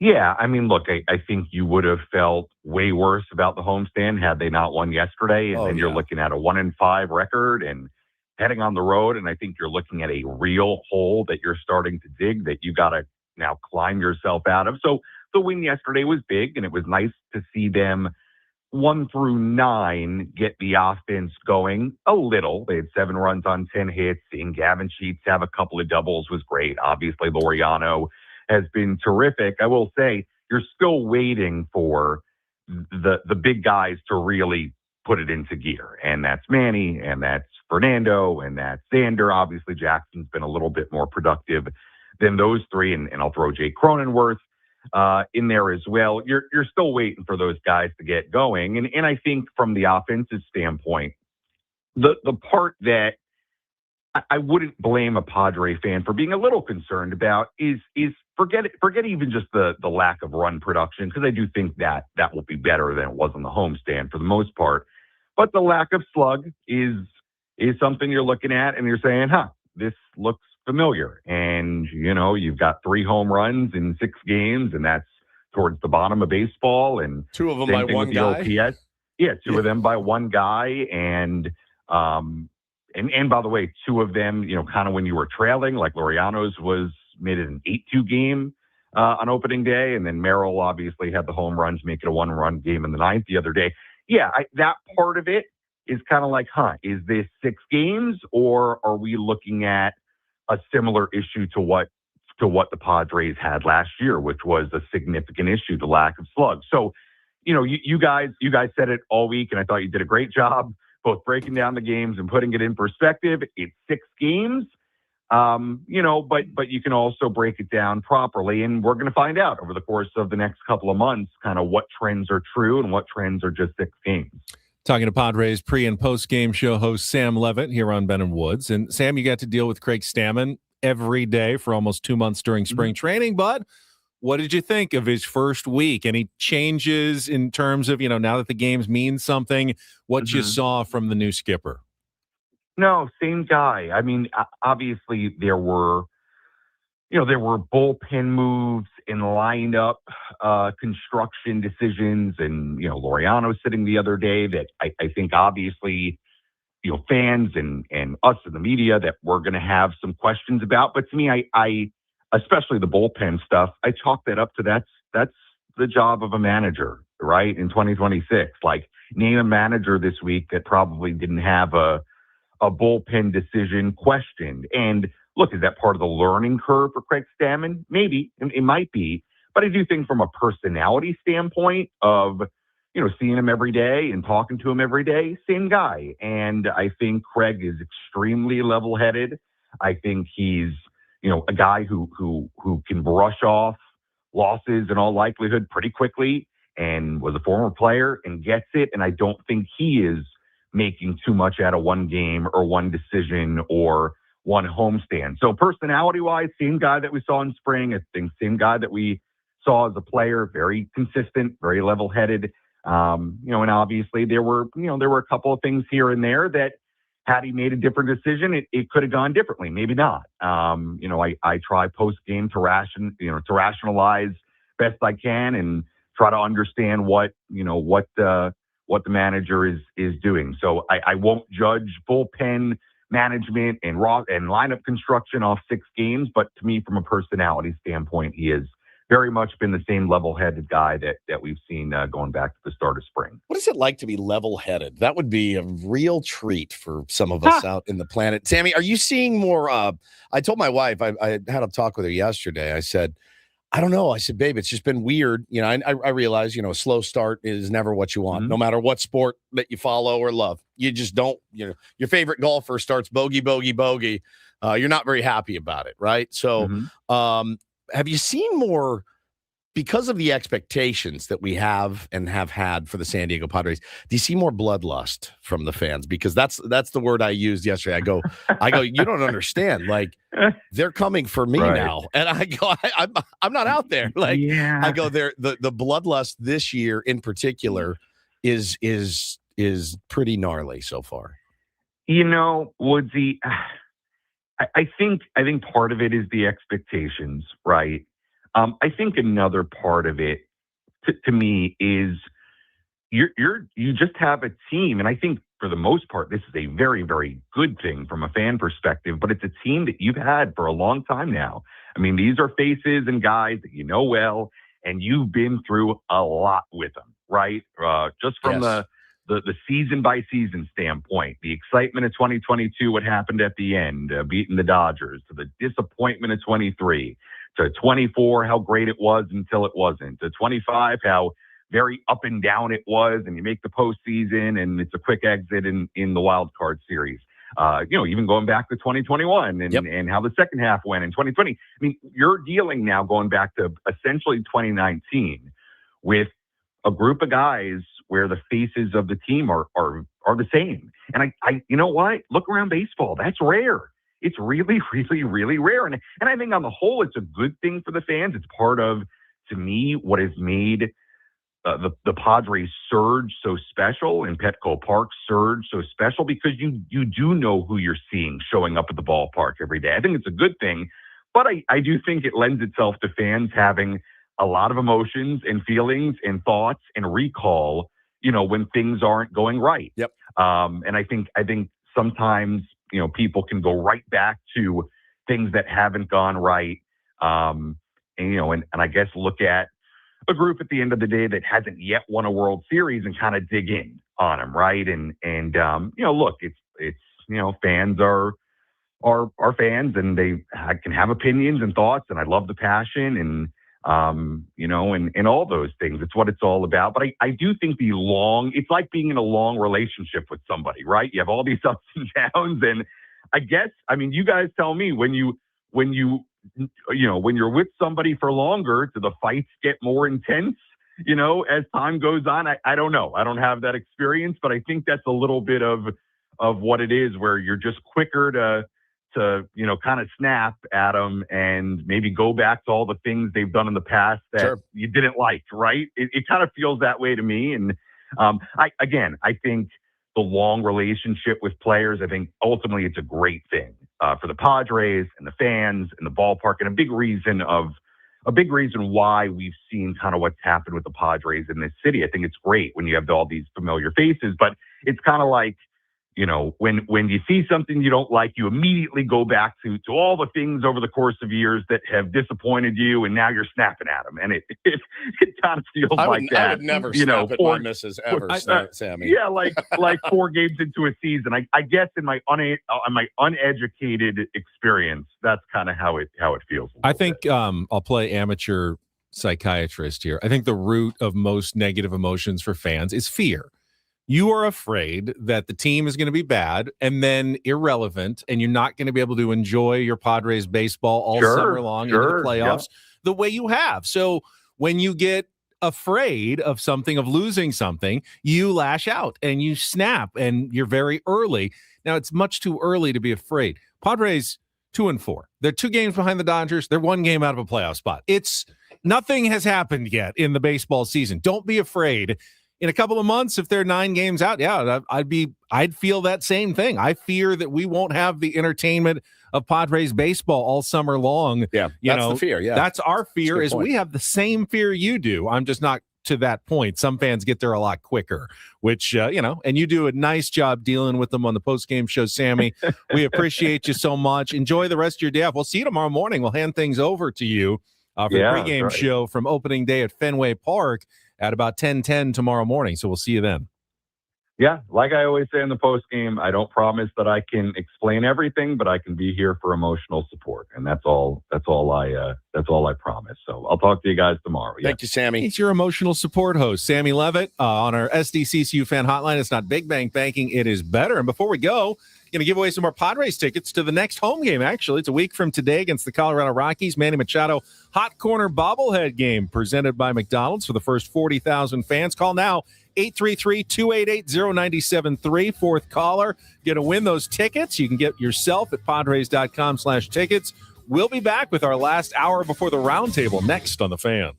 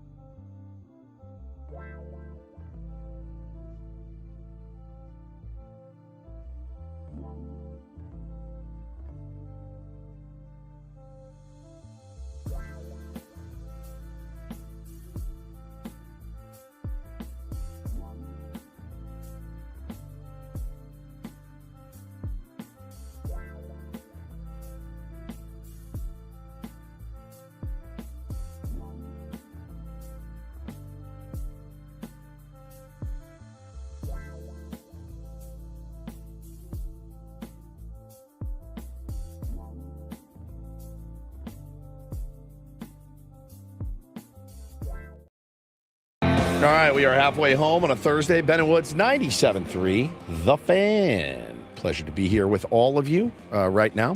I'm Woodsy. That's Paul Reindl, executive producer of the program. Ben Higgins, your friendly neighborhood sports anchor, joins us as well. The big story in baseball, Connor Griffin getting called up, top prospect in baseball, called up to the Pirates.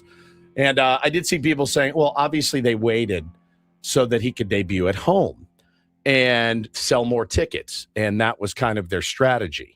And I thought to myself, okay, fine.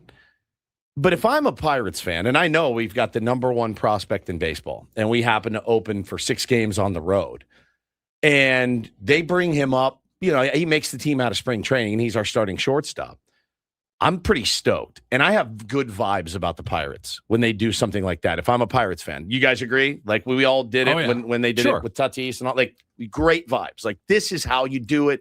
The best man wins the spot. Let's get him up. And then remember Tatis and was it Paddock was on the opening day roster as well. And Peter said, he goes, if we got to the end of the year and we were 1 or 2 games out, I wouldn't be able to live with myself knowing that we just shelved Tatis for 3 weeks. So I think if you're a Pirate fan, your vibes are super hot coming out of spring training, and you've gotten off to a decent start, and you got a lot to look forward to. I'm still buying tickets for that game. If I'm a Pirates fan, I'm like, so this will be his debut. He's going to play 6 games on the road. Then he's going to come back. I'm buying tickets to that debut to go watch him. So Jeff Passan did confirm that the Pirates didn't shoot themselves in the foot. They're still eligible for the prospect promotion incentive draft pick if he has a good season. So in that sense, they didn't do anything costly. I agree with you. I don't think there's any reason why he couldn't have played some games on the road. But from a historic, not necessarily a selling tickets, but it's nice to know, like, for history, like there's going to be a ton of Pirates fans who can say, I was at Connor Griffin's first game ever. Which you wouldn't have been able to say had they done it on the road. That's true. So in that sense, you're giving your fans an opportunity to be there for a historic moment that they wouldn't have had otherwise. Yeah. First home game is just as important as first game in many senses. So I don't. As long as they didn't wait so long that they're roster manipulating and can't get the draft pick if he has a great season. It's actually a good move by them, and I think one that should promote some good vibes. I think so. Yeah. It'll be interesting to see. Now, did want to settle the ledger before we move on. Luis Arraez finished with 4 hits in the series. Just short. You're right. Before you pull out your wallet, can I just take it off my Christmas present tab? Yeah. What's your tab at now? $10. What's your tab at now?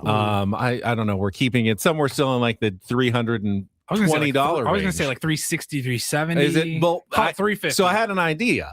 If you would like, I just saw that Morrissey is coming back to Southern California this fall. He's going to be headlining, according to this, the Darker Waves Festival in Huntington Beach. That's not too far. It's not San Diego, but you can make it up to Huntington Beach, and you get a whole bunch of other bands, and even some that I have heard of, that will be playing along with Morrissey. So this might even be better than a Morrissey show in San Diego, the one I got you tickets for that he didn't show up to for Christmas, and then I got my money back, and you got no Christmas present. Correct. So are you interested? Because the pre-sale starts today, and I probably have to jump in. I did notice they also offer layaway plans for tickets starting at just $19.99 a month.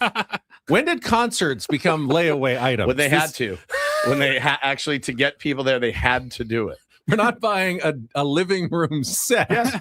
We're going to a one-night concert. There shouldn't have to be a layaway plan to buy one concert ticket. Concert tickets shouldn't be $400. That's right. I'm not getting you the ultimate VIP starting at $1,750. So don't even think about it. Well, no, Sir Willie says Woods is getting invited by Ben. Woods has to go. Ben's not going. No, I'm not going. I'm just sending you by yourself. Can you imagine me dragging you up to Huntington Beach? What do you think of some of these other bands? All right, lay it on me.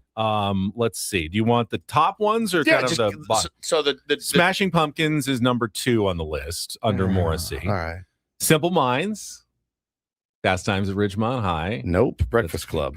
Oh, that's right. Breakfast Club, not Fast Times at Ridgemont High. Sounded so One sure. of those 80s movies. His confident face. Bad Religion. Hold on, though. Soft Cell, Tainted Love. That's a good one. There's a lot of one-hitters in there. Gary Newman. Here in my car. Yeah, Gary Newman. I mean, legends of the game, to be sure. Yeah. Bad Religion's pretty good. The Buzzcocks. Yeah. Save that. I haven't heard of some of these though. Miggs Whiskey. Me neither. Benches. Nope. Space Hog. Oh, Space Hog. Kim Theory. Ben, what's that band next to Space Hog? I'm having trouble. Reiki. Space Hog.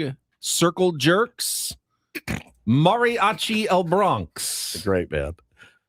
Tris. TR/ST. I don't know how to pronounce that one. Tris. Oh, Warfield is playing. Past Self. Casket Cassette. Gene will be there. Gene. Just Gene. Gene. EMF. Yeah. The Manic Street Preachers. The Motels. I love the Motels. Silver Sun Pickups. No, I'll just keep my tab open, I think. No, you don't want this? Well, I really want to see Morrissey, but I need to see it I need to see him on a his own scene. Like a long, I don't know. You don't want just 2 songs of Morrissey at the end it's not going to be 2 songs. It'll be a full set. It'll be How do they have time for all these bands to play? It starts at like 9 a.m. Yeah, it's crazy. Because I think it's just a one-day event. And there's multiple stages. I see. So which is always kind of a beating if you have 2 that you really like. But I think that's why they have 2 headliners with Smashing Pumpkins and Morrissey, in case Morrissey bails, and then you just have the Smashing Pumpkins. That would be bad if we got the tickets, because I don't think I'd get my money back this time, because all the other bands would have showed up. And you'd be like, but I got it for the Morrissey. You're like, you got to see Gene, though. So, you did get to see the Circle Jerks. Yeah. And Past Self. But I'm really just you would be getting you the tickets for Morrissey, and it doesn't solve the ultimate Morrissey conundrum. That's right. There's a good chance he's not going to be there. Is it better than the 50% chance? I mean, it's a 50-50 show at this point. But I saw a guy I love, dude, Marco, yesterday was on Threads, and he was talking about this lineup, and he said, does Morrissey really deserve top billing over the Smashing Pumpkins? And it made me think for a moment. And then I said, yes, he absolutely does. He absolutely deserves top billing over the Smashing Pumpkins, in my opinion. He was the front man for the Smiths. So you're good. That buys you. It buys you play any Smith songs. Oh yeah. Okay, good. It buys you the ability, Ben, to skip 50% of your shows, like because you wrote all those songs, and you were the front man of the Smiths. You pretty much get to do whatever you want, whenever you want to do it. And he's taking advantage of that. He really has, dude. He really, really has. No, I'm going to pass on Darker Waves, I think. What date is it? It was November 14th. Saturday, in Huntington Beach. Okay. Yeah, I'm going to pass on it. All right. It's a real conundrum, though. I'll take $10 off my tab, and take we'll 10 have, off your tab. If I can win pretty much every series bet you'll all be year even. long, Yeah. I can even up the Christmas tab. Yeah. I'm 1 for 1. Yeah, I agree. We'll have to come up with another one tomorrow for the Red Sox series. Angela says Morrissey will say there's too much sun or something. Yeah. Yes, it's too hot, darling. I can't come on today. It's way too hot. On the beach in November? Yeah, I can't do this. Someone's cooking ham somewhere. I cannot be up here. The guy hates meat, dude. Let's smell of meat, anything meat related. He Really? hates. Yes. Really? Oh, that's his whole shtick. Like you, the smell of bacon cooking. Correct. I got a little Morrissey in me, but he has canceled shows because he I smelled assume he's meat. vegetarian. He's vegan. You're yeah. not. Oh, No, yeah, I am okay, not. that makes sense. Then. Yeah, he is like he can't smell it or anything. That makes sense. He's something else. KG, I saw McDonald's on my way to the venue, and it greatly upset me. upset me. I shan't be taking the stage today. Yet here I am. So good. Let's get a contestant for real or fake, Yeah. And get to our game, because we got Eno Sarris. I want to make sure we have plenty of time for Eno at the bottom of the hour before our roundtable. So if you'd like to play, qualify for Las Vegas, 833-288-0973, 833-288-0973. We'll play our Thursday game coming up next, broadcasting live from the Bill House Studios. We know how. It's Ben and Woods on a Thursday morning on San Diego's #1 sports station, 97.3 The Fan. First, though, I want to talk about my new friends at Trajan Wealth. If it weren't for Trajan Wealth, I would not have known that I had some old 401ks that were sitting out there that were doing me absolutely no good, charging extra fees that I didn't know about. I thought, oh, no, it's fine. Everything's good. And then I went through everything with David, who helped me get set up with Trajan Wealth. It was absolutely amazing what I learned and how much better I think I'm doing now thanks to Trajan Wealth. If you are interested in having someone check on your investments, on old 401ks, just go to trajanwealth.com. That's trajanwealth.com. Set up your consultation and go with the team that has helped me so much just in these last couple of months. Get the peace of mind that I'm looking for. Retirement may be decades away, maybe a few years away. It is not too late to get the process started and figure out some peace of mind for you in the future with the team at Trajan Wealth. You can absolutely give them a phone call as well, or just go online to trajanwealth.com. It all starts there at Trajan Wealth. Please check them out today. It's Trajan Wealth. Tell them Ben sent you.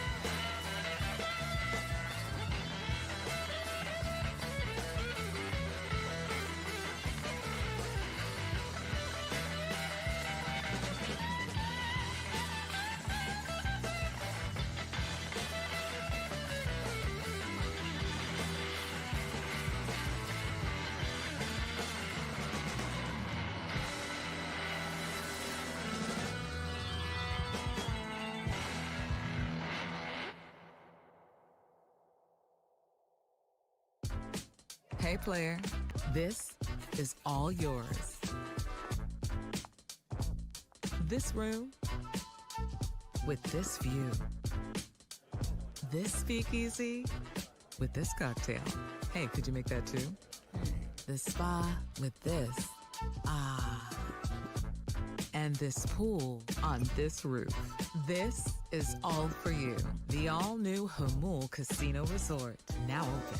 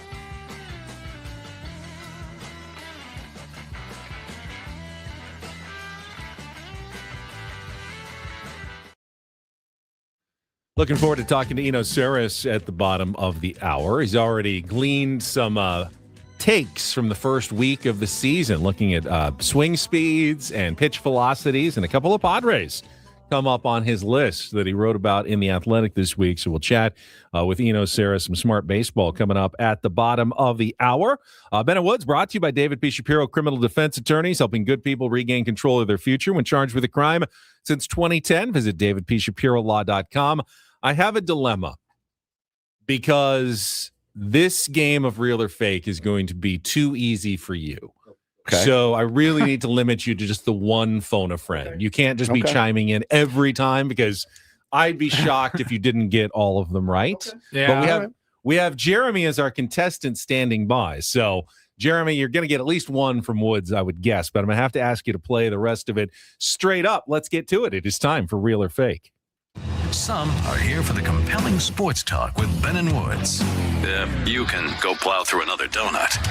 It's time for Real or Fake on 97.3 The Fan. Tell the people what they'll win today. Real or Fake brought to you by Bay Alarm, security and fire alarms for every business. We got you. We got Jeremy. Good morning, Jeremy. Good morning. And you are playing, of course, to qualify for our grand prize trip to Las Vegas, 2 nights at the Fontainebleau, $150 resort credit. The pool's open, day club open, great screens to watch all the sports, great food and drinks as well. Book your stay today at FontainebleauLasVegas.com.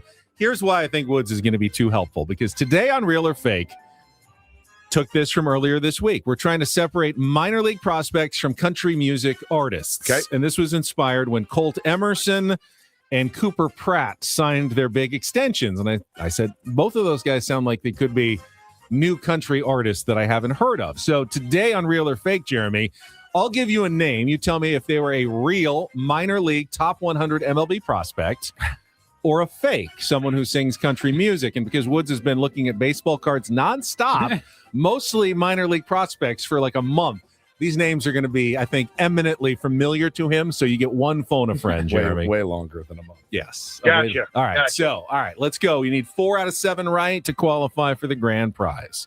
Round number 1. Russell Dickerson, MLB prospect or country music singer?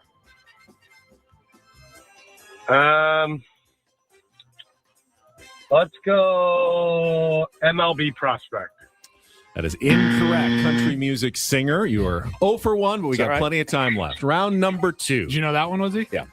Caden Scarborough, MLB prospect or country music singer, Jeremy?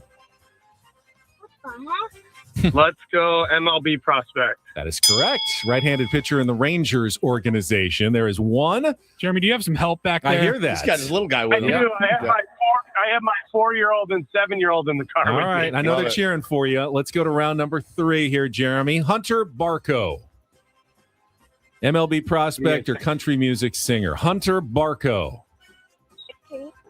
Let's go, Woodsy. What do you think? Prospect, 100%. There says your phone a friend. He says prospect confidently. And you agree. He is a left-handed pitcher in the Pirates organization. Another Pirates prospect in the top 100. Right? You're halfway home to a victory. Round number 4, Jeremy. Rhett Lauder, MLB prospect or country music singer? Rhett Lauder. Sounds like a country music singer. And you would be absolutely incorrect. He is a right-handed pitcher in the Reds organization. I got a lot of him. All right, we're 2 and 2. We got 3 left. You need 2 out of 3 right. And there we go. Round number 5. Steele Hall, MLB prospect or country music singer? For the first time, Woods is kind of thinking about this one. Steele Hall. I'm going to go country music. Yeah. Shortstop in the Reds prospect farm. So we need to get these last 2 right. Steele Hall. Steele Hall with an E at the end. Check him out. Steele Hall. All right, round 6. We need this one. Cole Swindell. Cole Swindell, MLB prospect, country music singer. Jeremy, we need this one. What do you think, buddy?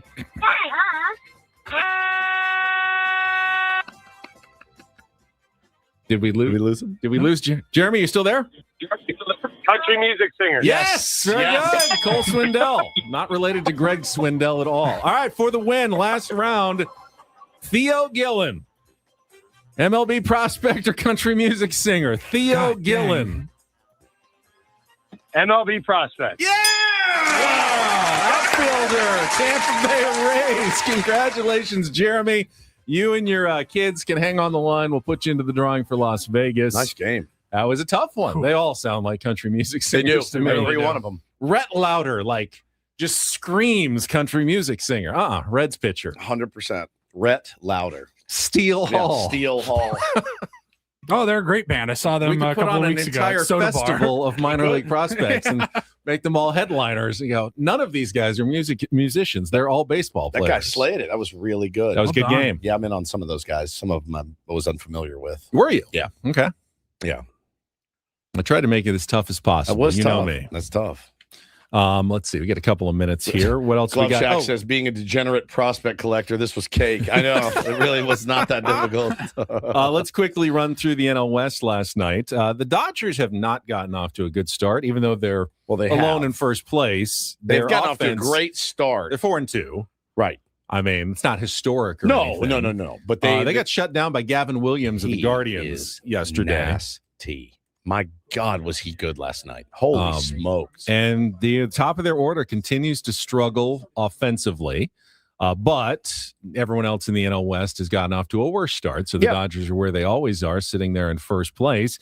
The Diamondbacks bounced back nicely. They beat Tarek Skubal on one home run by Corbin Carroll in the first inning, and that was it for the entire game, 1-0.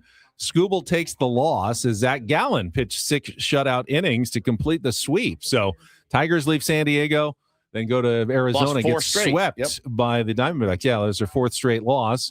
And how about the Rockies going into Toronto and taking 2 out of 3 from the Blue Jays?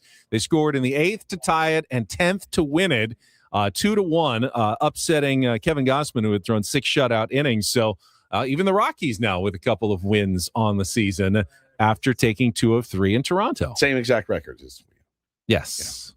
Yeah. Padres and Giants and Rockies are all 2-4. Yep. Diamondbacks are 3-3. Dodgers are 4-2. It's beyond crazy when you see the numbers from the top 4 of the Dodgers. I mean, they're putrid right now. Shohei's 167, I think, with no runs, no extra base hits, no home runs, no RBIs. I mean, it is as bad as it gets, but there's 4-2, and he went out and threw 6 innings the other day. So they find a way. Tanner Scott served it up last night. He's back in midseason Dodgers form. Jose Ramirez got him for a 2-run shot, I believe. Yeah. I think the team that is off to the best start, though, really unquestionably, is the New York Yankees, who are 5-1, but they did it playing all West Coast games, which is not easy. I think they've given up like 6 runs or something all season. So they won 7-0, 3-0, and 3-1 over the Giants. Then they lost 2-1 to the Mariners. Then they won 5-0 and 5-3. 3 runs yesterday, the most they've given up in a game all season.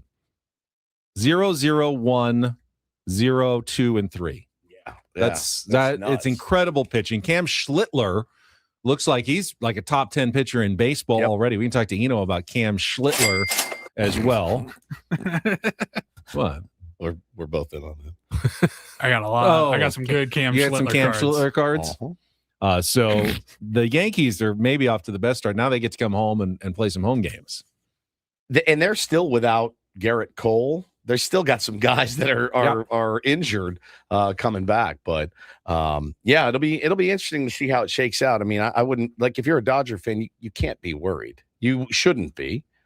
No, your record's good. No, you're thrilled. You go like, we're 4-2, and we're only going to get better once guys start hitting. I mean, imagine you're not worried. Imagine when Tucker and Ohtani and Mookie and Freddie start hitting. Like, that's an embarrassment of riches. And then Paul Skeens bounced back after his tough opening day with 1 run in 5 innings as the Pirates got a series win, 8-3 over the Reds.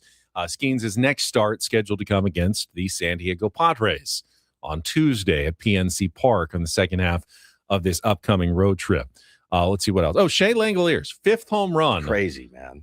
Most of them in losses because the A's are 1-5, but he keeps hitting home runs, leads all of baseball. He's had one almost every day this season, but they lost to the Braves. All right, we'll take a timeout when we come back. Smart Baseball with Eno Sarris, who won the Padres, catching his eye already early this season. We'll find out coming up next on San Diego's #1 sports station, 97.3 The Fan.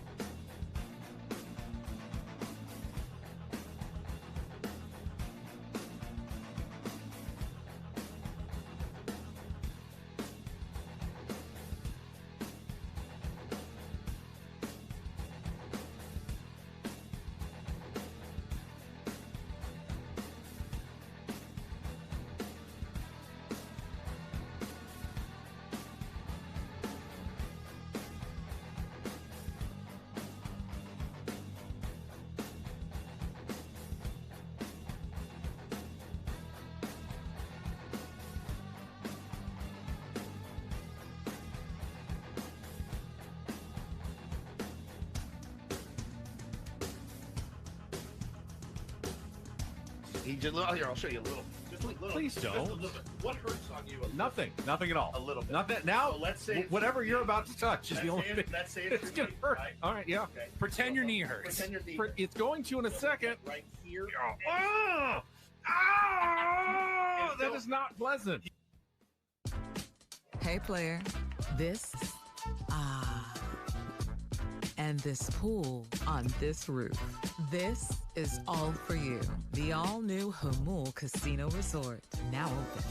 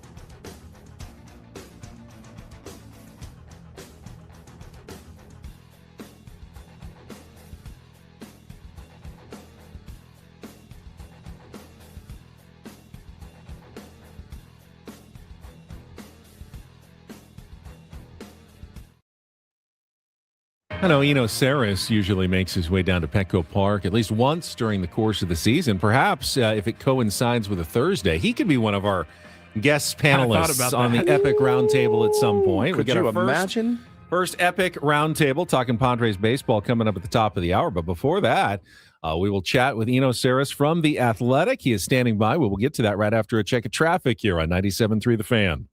From the 855 Get Ross Traffic Center. Injured? Demand justice. Demand Jurowitz. 855GetRoss.com. Here's Sue Aller. Still working on this crash on the 5 northbound at Mile of Cars Way. 3 middle lanes are blocked and it is jammed. Delays go back to the 54, but good news northbound on the 805.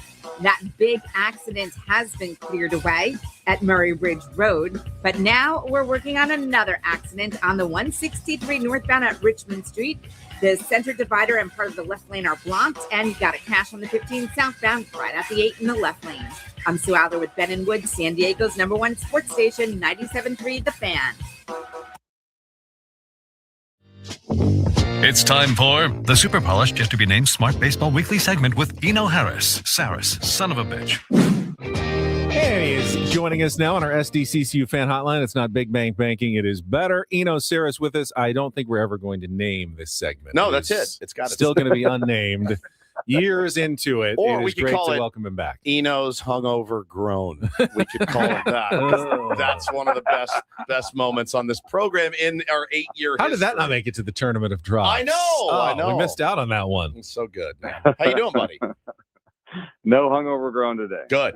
How's baseball? How's baseball season's back? I've had a blast watching baseball this year. I said it yesterday, except for the Padres, but every other team I've enjoyed watching very much. It's been fun. It's fun to see kind of the rookies make their way into the scene and help teams win ball games. Kevin McGonigal pretty much torched us with his debut, but it's cool to see these guys and these pitching prospects like Bubba Chandler. These guys come up and play well. It seems like some of the rule changes that they've made have brought us to a better place in baseball. Yeah.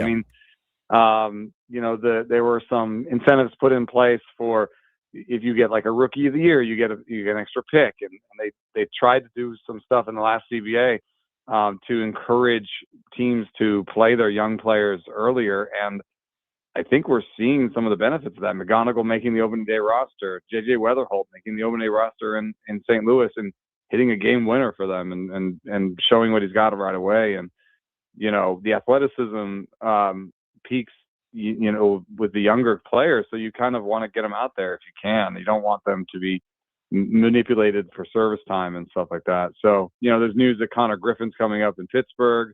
I wish he'd been there on opening day, but, he didn't have the greatest spring. I get it.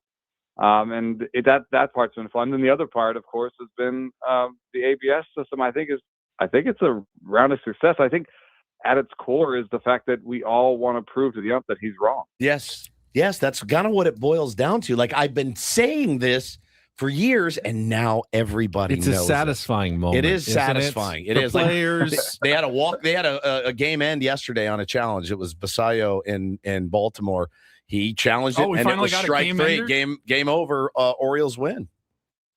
Yeah, and the only argument that I sort of can hear, and I think the cat's out of the bag on this one, honestly, but that sort of sometimes you don't know how exciting the moment, like how to cheer. Like, it happens in football all the time. Oh, was that a touchdown? Was that a catch? Yeah, was that going to be a penalty? So, yeah, and in soccer too, like, was it offside? So there's yeah, was it? Yeah. Yeah, it's disjointed. But the ABS excitement is so high. I mean, we saw that on the overturned calls. Where was it? Cincinnati this week, that the fans get so into it. I think it's a net positive by far. And umpires have a very tough job, and they are not evil, but we treat them like they're the villain who finally gets their comeuppance at the end of the movie. Right. It is such a satisfying moment when they're wrong, and we get to find out, and they get, see, we knew it. It really is. It feels good. And we all do it together. Yes. It's like that. We all find out together. We all look up at the screen, and we all find out together. I mean, it's been pretty fun. It's weird for me that that's the story that has gone beyond the baseball heads. That's like what's on CNN or what's on, like on NPR. They're talking about the ABS system. That's a little strange for me, but I think it's just new. It's novel, and it'll become normal. I do wonder, it seems like such a good solution. Do we go full robot or not? I have watched some games in the KBO they use a full robot, and we'd be missing this excitement. Honestly, it's, and there's nothing to argue about because it's just the robot every time, I saw the clip going around, on social media of the KBO, some of the calls, and I think it would make me insane. I really do. I've after watching that, I saw some of these calls and I went, oh no, we can't. Catchers diving from one side to the other, balls down, but it nicks the zone and it's a strike. Like, I like this challenge thing. I actually don't think we need to go full robot. I think it would drive everyone crazy. I think it might too. And I've seen that same clip, and that's what I worry about. Is, I mean, their plate is a little bit wider, and so some of that might exacerbate what we're seeing. But some of the risk, I think, with a full robot is that we get a bunch of Sergio Romos and Rich Hills, like people throwing like really bendy pitches that barely catch any part of the zone and land somewhere that looks completely unhittable. Yeah. And the hitters in those clips, in those KBO clips, are just like, they're there and shatters, and they have nothing to say. They're like, "What?" And they just like sort of slump away. So, I kind of hope that this is the long-term solution, but we'll see. Talking to the Athletics, Eno Sarris. Let me ask you about Padres pitching. I don't know how much you got to see of Nick Pivetta yesterday or look into the numbers, but a really nice bounce back. And they need Nick Pivetta to have such a good season this year because, no more Dylan Cease. Joe Musgrove's not back yet. It was a relief, I would say, it was to see Nick look like he did last season for Padres fans. Yeah, especially because the early returns on Michael King are up and down. I mean, he doesn't quite look like vintage Michael King. So I think the good news with the Pivetta is the velo is up. It looks like he's in a contract year and he's pitching for it. So I think that'll be good news to have like good velo Pivetta with the good breaking balls, the good strikeout rate. I think he can be I wouldn't call him like a top 10 pitcher in the league ace, but he can be an ace, maybe with the small A. And King is right there too if he rectifies things and looks better next time out. I think they really do need Joe Musgrove back though, and I really hope that the health news gets better going forward because I'm a little worried about the back end. Marquez and Buehler, they've got curveballs and they've got nothing else. And Marquez is kind of leaning into it where he's throwing 35, 40% curveballs. Buehler's still trying to have a really even. When you have like one good pitch and the fastballs aren't that great, what you see is it looks okay for the first couple innings, and then it gets a little tough in the like third and fourth and fifth innings. So I think that's what we're going to see from them, and that just puts a lot of pressure on the offense. The offense is going to have to score to win those games.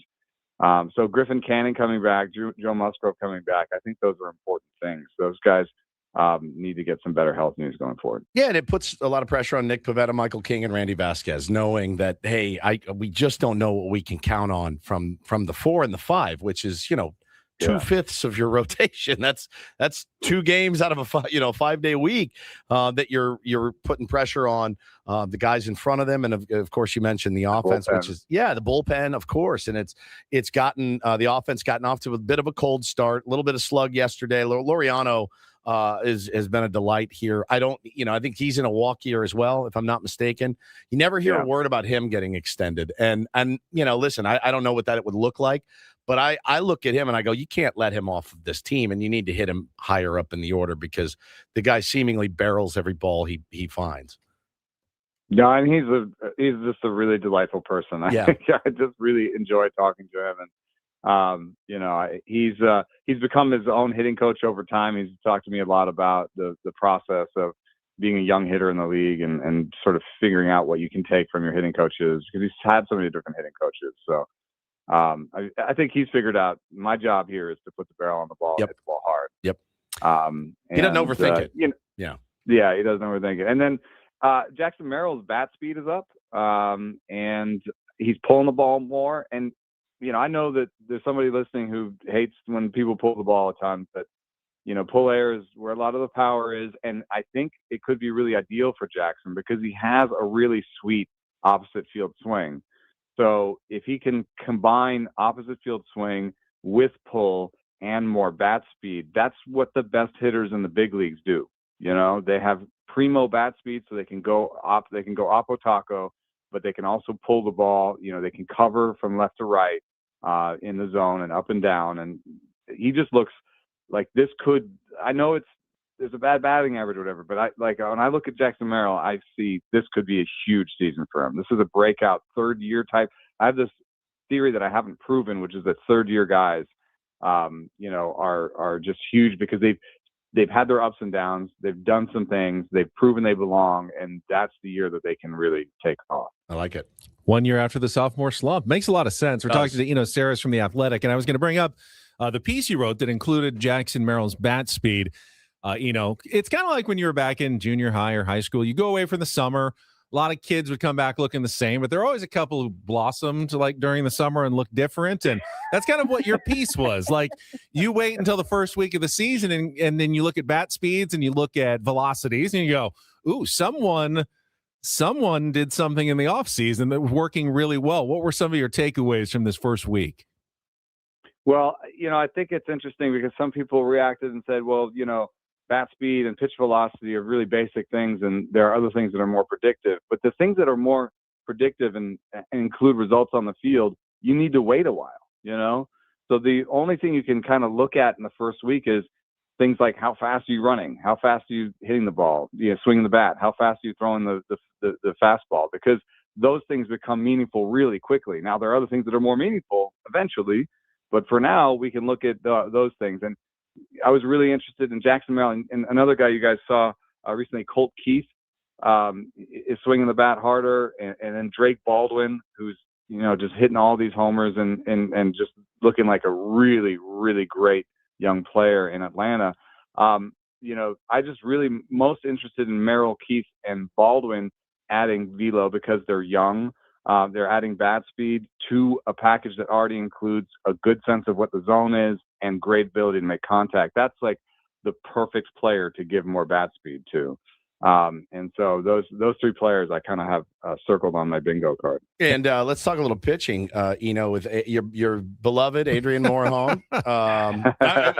He's up a tick. Didn't know he had room to move up, but he did. I know. I thought the same thing. It was jarring watching him give up a hit to Luis Ariz yesterday, like an extra base hit. It was jarring. It was like, lefty, but it's Luis Ariz. He can throw the head out there. And he can put a bat on anything. He can put a bat on anything, anytime. What's your early returns on young Adrian Morejon?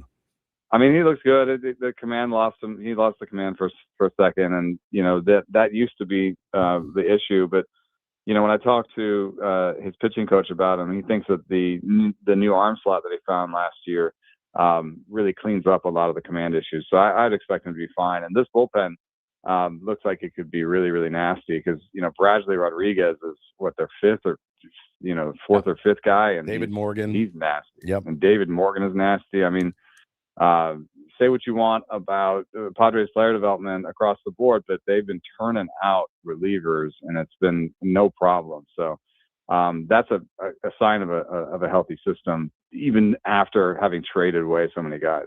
Still have depth. Jason Adams should be coming back soon as well. Yeah, it's an embarrassment of riches, but the Padres do need to get some leads. Yes, with their starting pitching and offense for the bullpen to really have that impact. Yeah, and unfortunately, nobody has.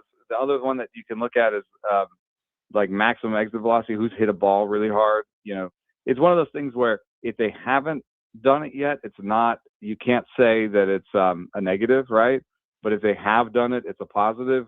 Well, nobody on the Padres has hit a ball 110 yet. It doesn't mean they won't. It doesn't mean there's a problem yet. But there's nobody who's been like, I just hit a ball 115 and I've never done that before. That would be nice to have seen in the first week. Crony got, I think it was yesterday, I think it was 109. That ball he hit, that missile he hit at Ariz. I thought it was 109, but yeah, it hadn't quite broken that mark yet, But they'll get there. What do you think? Like, does Manny's bat look slow? Does Xander's bat look slow? Based on your Manny's down year over year. Like last 2 or 3 years, he's been down almost a full tick with the bat speed every year. I mean, it's just inventable, man. I feel worse every year. 100%, right? I'm way worse than I did. I feel better, but that's fine. Whatever. No, it's good. And the thing with Adrian too, I wanted to just note. It seems like they're going to be using him. They're using him for multiples. He's had 2 appearances. That's right? true. And they've used him for multiple innings, one up, down, both times. And Mason Miller last night. So I was thinking about this. Craig Stammen. Not too many former relievers have become managers. Right. And I would have thought, it might go either way. Like one, you might think a former reliever would be like, oh man, it is really tough out there in the bullpen. I'm gonna make sure they have their rest. I'm gonna be really careful with these guys.